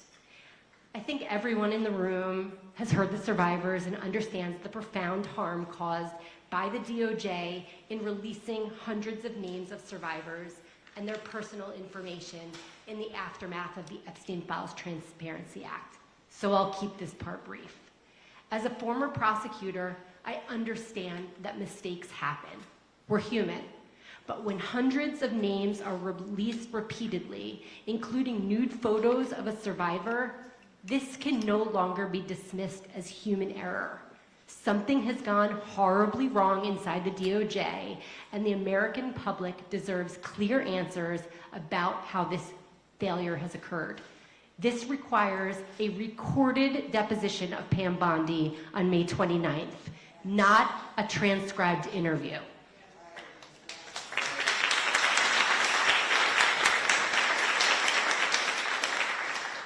Survivors also deserve meaningful legislative recourse, including a private right of action, so that they can be compensated for the exposure of their private information to the public. Accountability cannot end with an examination of process failures or even legislative fixes. These files demand further examination. Assertions that there are no credible investigative leads are deeply concerning. From my perspective, both as the CEO of World We and a former prosecutor, that conclusion is not only premature, it is inconsistent with the available record. There is an abundance of potential investigative leads that warrant serious independent review. For 3 decades, countless men operated with complete impunity. Sex trafficking does not happen in a vacuum. It is driven by the demand for commercial sex, and it is enabled by systems and people who are willing to look the other way. That is exactly what we're looking at here. Likely the largest sex trafficking operation the United States has ever seen. The files are clear, and the files name names. When individuals and institutions surface repeatedly in the files, it's a pretty strong indicator that there's some there. When there are millions and millions of dollars flowing between an individual and Epstein, and there doesn't seem to be a business relationship, but instead allegations of sexual abuse, that's not noise to ignore. That is an investigative lead. And this is just one of many examples. And the examples are not just limited to individuals. Major hospitals took money from Epstein and provided questionable care, and that's putting it nicely. hospital systems, academic institutions, modeling agencies, and the list goes on. They all require careful, independent examination of investigative leads. The burden should not fall on the survivors to name names or drive investigations. Survivors should be given safe, voluntary spaces to speak, but they should not be compelled. The responsibility lies with investigative bodies, prosecutors, the DOJ, on relevant authorities to do their jobs thoroughly, transparently, and with integrity. Survivors have already carried far too much of the burden. They should not have to carry the failures of our institutions as well. What is needed now is not defensiveness, but accountability. And finally, for survivors and for World Without Exploitation, this is not and has never been political. I'm sure that it will be twisted into us entering the political fray by being here today. But we have been absolutely clear. We will and have worked with anyone who is serious about getting to the truth. The era of silence and inaction must end here. Thank you.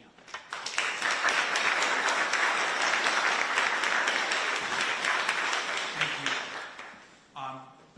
Obviously, just thank you to all of our witnesses for those opening statements. We're going to be moving on to questions and some comments from the members of this committee.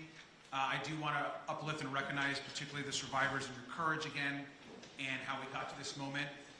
I want to start just by, again, just commenting that we're here because of the horrific crimes of Jeffrey Epstein, Ghislaine Maxwell, and numerous others, and the failure caused by our own government. And I want to, in my line of questioning, I just want to hone down on one thing which I think is really important. Last July, the administration's FBI and DOJ released a 2-page document saying, and I quote, "We did not uncover evidence that could predicate an investigation against uncharged third parties." In other words, the current administration, through its DOJ, believed that this investigation was over, that no one else could be investigated for perhaps the worst sex trafficking ring in American history, that no other person could be held accountable, or there could be further convictions of the horrors made and against 1,200 women and girls. Now we here, and some of our colleagues on the Republican side of the aisle, have worked together to file motions, to file laws, and to push this investigation forward. And I want to be very clear. The DOJ, this administration, the President and the Attorney General made it clear that this investigation, in their opinion, was a hoax, was a lie, and there was nothing else to do to move forward. The DOJ tried to close this case. Through our investigation, we have learned that many of the witnesses that we have been going through deposition, through transcribed interviews, were never questioned by law enforcement. And this is something that we learned only by forcing these interviews and by sitting asking these questions. How could Les Wexner have never been interviewed by our own government, who was the source of most of Jeffrey Epstein's wealth and was never questioned? How can some of the folks on this document the FBI had in their possession not ever have been questioned by our own government or law enforcement? How could Darren Indyke and Richard Kahn, who you can see in this chart and were essentially the brain trust of Jeffrey Epstein's organization, how could they never have been questioned? That is not a mistake. That is a cover-up. And what I think we want to make very clear is this is not just about the mistakes and the ongoing harm of the Trump administration. This has been harm posed by numerous administrations led by both Republicans and Democrats. And when folks come and ask, well, why wasn't the former administration, Attorney General Garlick, more engaged on this issue? I ask the same question. Why wasn't Merrick Garland more engaged and focused on prosecutions and more focused on getting out the truth? This is not just about partisan politics. This is a continued pattern of abuse and not seeking justice. But we're here now, at this moment in this Congress, with this administration, and this cover-up must end. I want to briefly ask the survivors, if you believe that this investigation should continue, if your government should continue this investigation. Ms. Spensky. Yes. Rosa. Absolutely, yes. Ms. Wild. Yes. Ms. Jones. Yes. Thank you. And we agree. It's unacceptable that folks have been not questioned, that there haven't been criminal prosecutions, and that our own former Attorney General continues to be engaged in this cover-up. They want to end this investigation. But what we are saying today is we need to come together with our bipartisan allies on the other side, and especially some Republican women who have stood and continue to push for truth and justice. We welcome their support in this investigation. At a hearing back in March, former Attorney General Bondi told one of my colleagues, quote, "I'm stunned that you want to continue talking about Epstein." That was her quote. Ms. Spensky, you were there. So was Sky Roberts on behalf of Virginia. Attorney General Bondi didn't spend 1 minute talking to you, but instead wanted to end the Epstein investigation.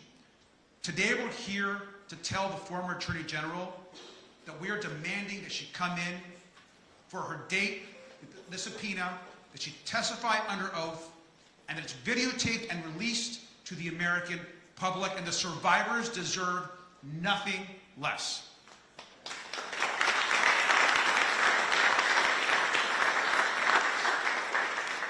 And I want to again ask the survivors. We know that approximately 2.5 million documents are still hidden. And we also understand that anything that's released in the future needs to be redacted with care and properly. Do you all support this Congress in the continued release of the files if redactions are done properly and with care? Ms. Spensky. Of course, yeah. Rosa. Yes. Ms. Wild. Yes. Ms. Jones. Yes. Thank you. I think it's important for the Attorney General, for Mr. Blanche, and for others to hear directly that the survivors don't think this is a hoax or that the investigation is over. Everyone in this room is committed to making the truth and justice a part of our legislative work. We have to pass laws and do the right thing. What we're facing right now is a systemic government, agencies, and administration that's trying to end this work, and we have to push back on it. We have sworn testimony. We've seen emails from the Epstein estate, from many others, even about the relationship and the friendship between the current president and Jeffrey Epstein. We continue to demand that the president force his DOJ to do the right thing by the survivors and to ensure that we get truth and justice. We're just a few miles away from Mar-a-Lago, where we know Ghislaine recruited, harmed, and abused women, where Virginia herself recruited. And we also know that the president, where his residence is just a few miles from here, is the one man in America that has the power to do the right thing and force the DOJ to release the files, protect the survivors, and demand and ensure that the American public get the truth. And that's why we're here today. And with that, I yield, and I will turn it over to Representative Christian Morphy. Thank you. Thank you, Mr. Ranking Member. Thank you to all the witnesses. Thank you for your bravery, your conviction, and your determination. Today I want to ask you first about Ghislaine Maxwell. Ms. Wild, in a written victim impact statement that was filed in court, you said that the abuse you suffered was, quote, deliberate and systematic, designed by Epstein and facilitated by his staff and associates, including Ghislaine Maxwell, correct? I don't think that's I never had any relationship with Ghislaine Maxwell. Can you repeat that? In a victim impact statement in Jane Doe 1 and Jane Doe 2 versus the United States. Oh, yes. Yes. Okay. I'm sorry. I've never met Ghislaine Maxwell, but yes, that's what the other Jane Doe. Ms. Bensky, at Maxwell's trial, survivors testified that Maxwell participated in the sexual abuse of girls. Maxwell recruited victims for Epstein, including at schools. And that Maxwell once told a 14-year-old girl that she, quote, had a great body for Epstein and his friends.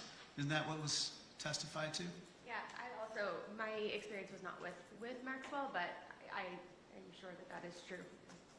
Ms. Jones, after Maxwell was found guilty of unconscionable acts, Politico reported that Maxwell's lawyer, this guy right here, said that there's a good chance and for good reason that Maxwell would get a pardon. You have publicly stated that, quote, clemency would be a slap in the face to all survivors, right? I agree with that wholeheartedly. I think everyone on this panel agrees, probably. Maxwell hasn't shown any guilt, hasn't shown any remorse, hasn't shown any ounce of accountability for what she did. I've introduced a House resolution condemning clemency for Maxwell. I hope everyone here will join me because we have to do everything in our power to block a pardon for Ghislaine Maxwell.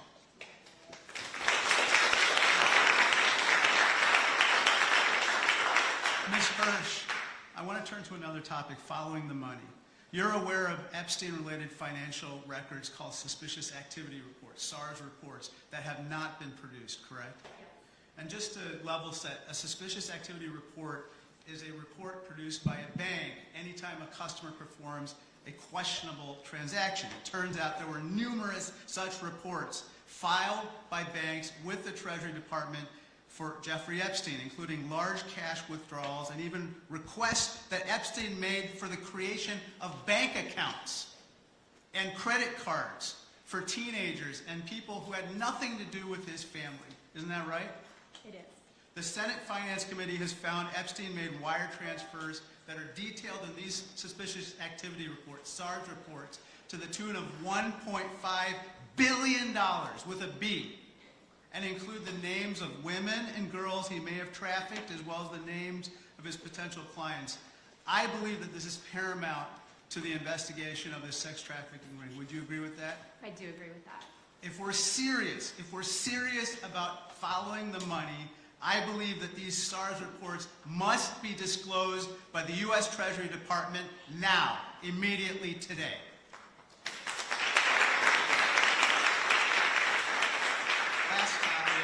Last topic, Ms. Hirsch. Can you read this? These 1, 2, 3, 4, 5, 6 people, they must be disclosed today. What do you think about that? I absolutely agree with you. They may be among us today, Wow. perpetrating a continuation of a sex trafficking ring. Now, Mr. Coven, DOJ has not released all of the raw interviews and transcripts from the more than 40 victims of the DOJ's that were investigated in the DOJ's 2008 investigation, right? Correct. And DOJ has not released all of the video footage collected at Epstein's properties, correct? Absolutely. Not only that, I've actually walked through the home of Jeffrey Epstein after the incidents occurred and saw where the video cameras were located and no longer existed. Epstein tried to maintain his power over those he abused by taking away their chance at justice. We cannot let that happen. Donald Trump, I'm calling on you to listen to survivors. Release all of the documents. Unredact all these people. Prosecute the rest of these people and investigate the remaining. In addition, Ghislaine Maxwell should never, ever, ever receive clemency. That monster should not be given pardon, and ensure every enabler of Epstein faces consequences, no matter who they are or their political affiliation. Thank you, and I yield back.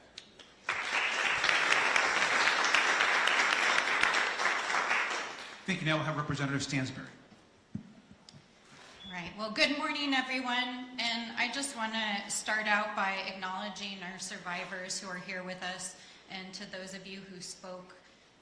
People tell you all the time that you're brave, and you are, but I know that it comes at great cost to yourself, great cost to your families.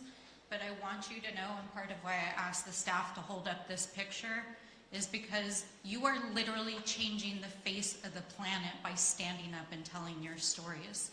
And even though the system is failing you again right now in Congress, you are changing the world by helping people who are survivors, who are victims, who have never had their stories told publicly, to know that they're not alone.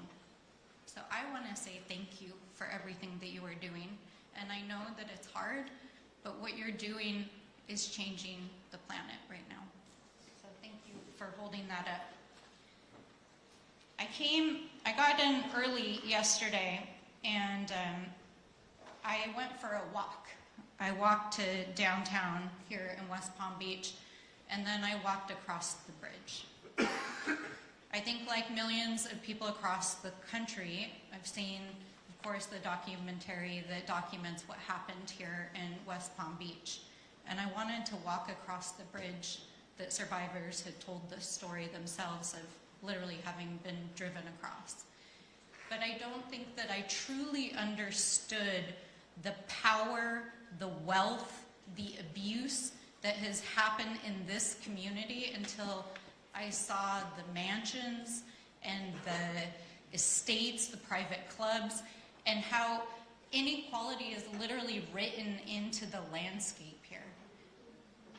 And the reason why I wanted to start there is because there has been a lot said about the system of abuse that Epstein and Maxwell perpetrated.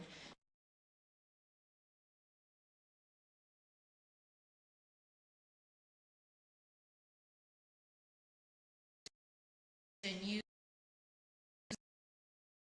girls and women.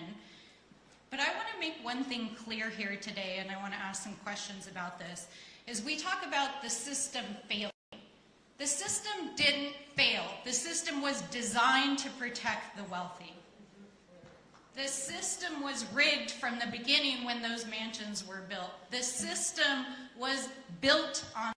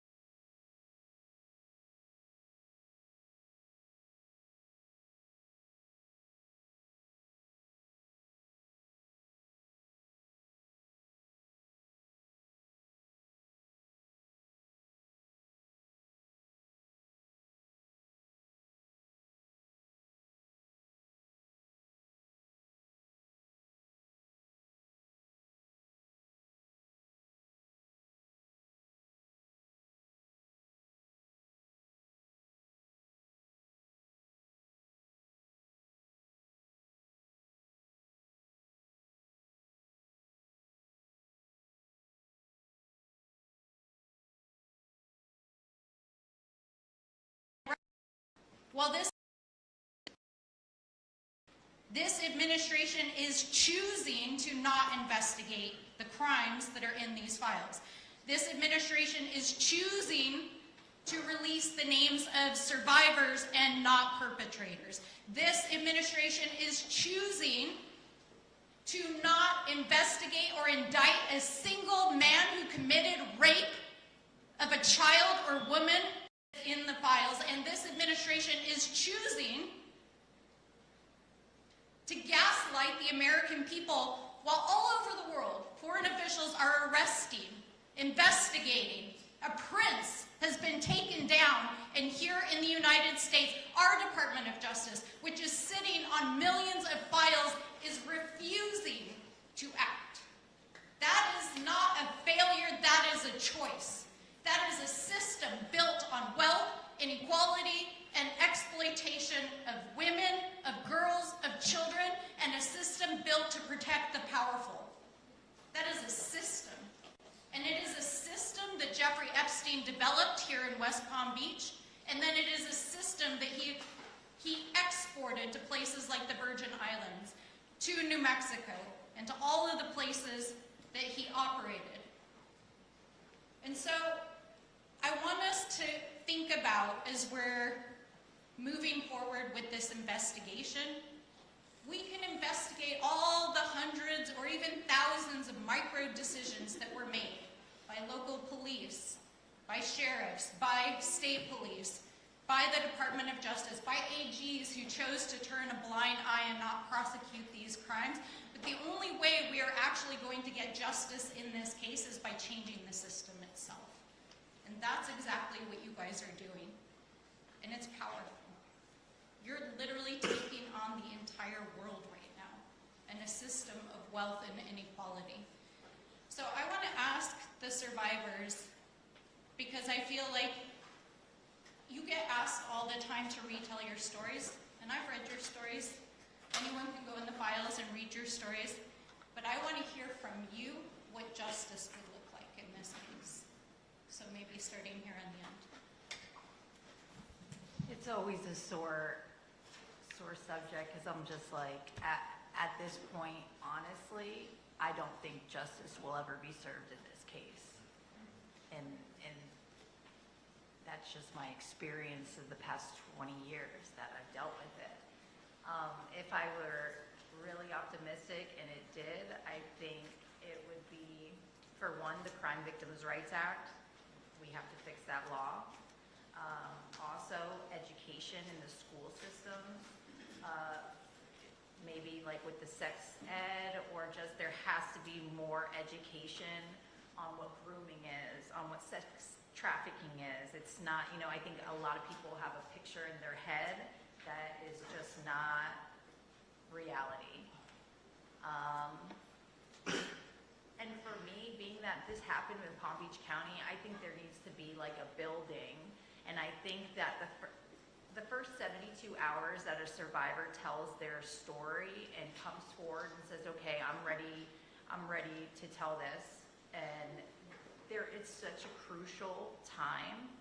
I think there needs to be something dedicated in Palm Beach County to all of our childhoods that were lost and taken. When we came forward and we told our stories, man, I was treated like a criminal by the federal government. And I just think, I guess justice would be change.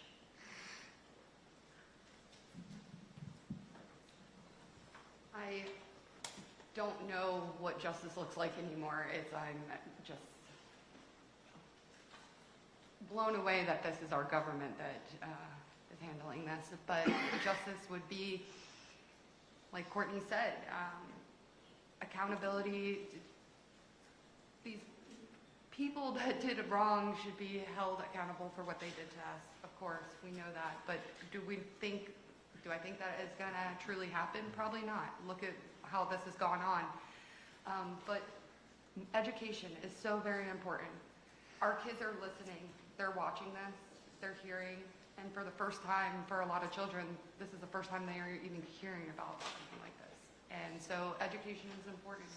If we can't take these bad guys off the streets, let's teach our kids how to protect themselves in this. And so, but I hope the government gets it together.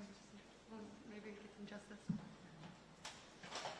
I think justice starts with passing Virginia's law. I think that's a really great place to start because justice shouldn't have a time limit, right? I know at almost 40, like I'm about to turn 40 this year, and I'm just able to look at my abuse. I'm just able to sit and write it and read it. And so I think there are a lot of survivors who have never come forward.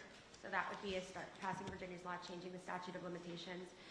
There's a culture shift that really needs to happen where the blame needs to be placed on the perpetrator and not on the victim, similar to Courtney's experience. My experience.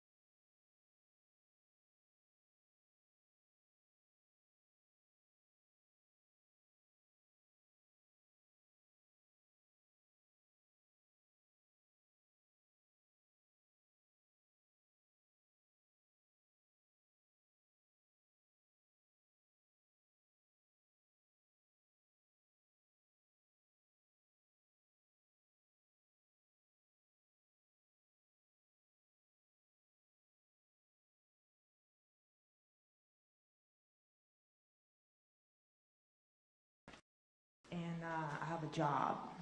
And if you come to me and you ask me, what should I do, and ask a question about my job, I'll give you an answer. I appreciate you asking that question, but I don't know, that's your job. You guys have to figure out how to make justice, not me. And you can't give me justice. Like, when I came to this country, I thought something is going to be different. And I am shocked that this is happening here in the United States. You keep on saying this is the worst case in the United States, but it's not. It's the worst case in the world. This never happened to me in other places, and I traveled as a model all over the world. This didn't happen to me there, it happened to me here. You need to figure it out, and I hope you do. And I hope this never happens again to anybody. Keep it in the history books. Don't stop fighting. Don't let it go away. I wish one day we all can sit there and never hear the name, but I also hope that we will forever, so this never happens again.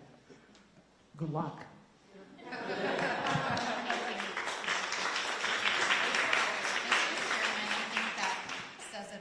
It's our job. So, thank you. Thank you so much. Representative Frost. Thank you so much. I want to talk about something very specific. As we know, Jeffrey Epstein trafficked and abused women and girls, not just in Florida and New York, but internationally, across the globe. This case shines a light on the truth of sex trafficking, and it informs us as members of Congress of the changes and the reforms we need to pursue in many different areas that sometimes seem different but are all connected. I want to first thank you all for coming here today, especially the survivors, and sharing your stories. In many instances, we have seen that traffickers and sexual predators control employment opportunities for the people that they abuse. This happens everywhere, from working communities to the wealthiest and the most powerful pockets of society.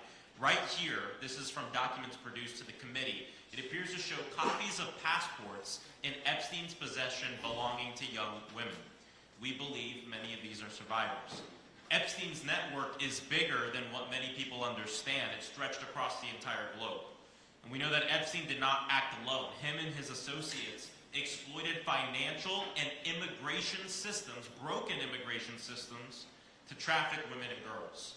Epstein helped women enroll in English language schools, facilitated their admission into American universities to help them get visas, and helped them secure jobs, all as a premise for getting the women into the United States. We questioned Epstein's lawyer about this and his accountant about the sham marriages which they helped arrange for immigration purposes. And many of these women, sadly, became survivors of Epstein's abuse. Rosa, thank you so much for your very powerful testimony. Why did you come to the United States? You spoke a little bit about this. I was a model. I came here thinking that my modeling career is going to be continued here. I traveled before United States and I was very successful. when I was able to escape the ring of Jeffrey Epstein, I was a successful model afterwards. But only after. During it, I couldn't. So you came for opportunity? Yes. And we told you, right? We told the entire world, we've told the entire world, come to the United States for opportunity. This is a land of opportunity where you can be anyone, where you can do anything, right? Yes. New York City was a top of a list for any model traveling and getting a contract. Rosa, can you help us understand how Epstein, Brunel, and their associates used the promises of modeling jobs to recruit you and other women? When you enter modeling, you have a dream of ending up and walking a Victoria's Secret show or on a cover of Vogue magazines. So when you're a teenager and somebody approaches you saying that they can be there to help you and be your word ally, I hate that word really, because that was used many, many times in trying to make me believe that they are my ally in order to get those jobs. So naturally, it comes across like these people care. And you believe them. Why? Because you were just a teenager. It doesn't look really scary to begin with, so they gain your trust. And then they put you in a situation where financially you can't leave. The ticket back home costs $1,300 round trip. I was giving $100 a week in New York City to survive.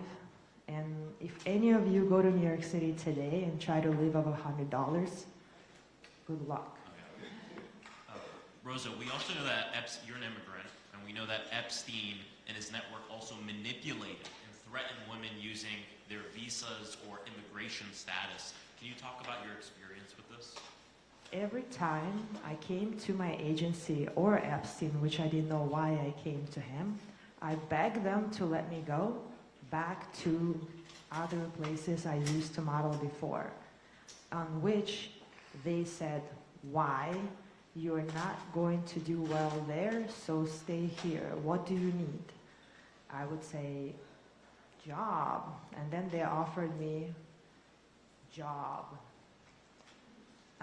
They didn't give me money to purchase a ticket, and I didn't have a credit card. I didn't have my parents sending me money. I couldn't afford a ticket back. So they use and everything's going to be okay. And if I trust them, all my dreams going to come true. We know that he weaponized people's immigration status, right? The fact that they were immigrants against him, to manipulate them, to force them into his horrible crimes and the horrible things he did to them. There are so many changes that need to come from this investigation. And I think it's important that we also remember immigrant women are disproportionately impacted by sex trafficking in the United States. Epstein exploited this broken immigration system to do these crimes. And I think your story and your testimony shows that, and many of the other stories and testimonies that we've heard. This investigation shows us that we have to fix this system, not just demonize immigrants. And in a moment where the same people that are obstructing this investigation, the same people who are engaged in the cover-up of this investigation are also the one demonizing immigrants across this country, shows us the real truth. That if we spent a modicum of the money and energy that this government is using to go terrorize our communities and round up innocent people, to go after the billionaire pedophiles and sex traffickers and people who have exploited this broken immigration system, maybe we had some justice here. And so just thank you so much for being here and sharing your testimony. I yield back.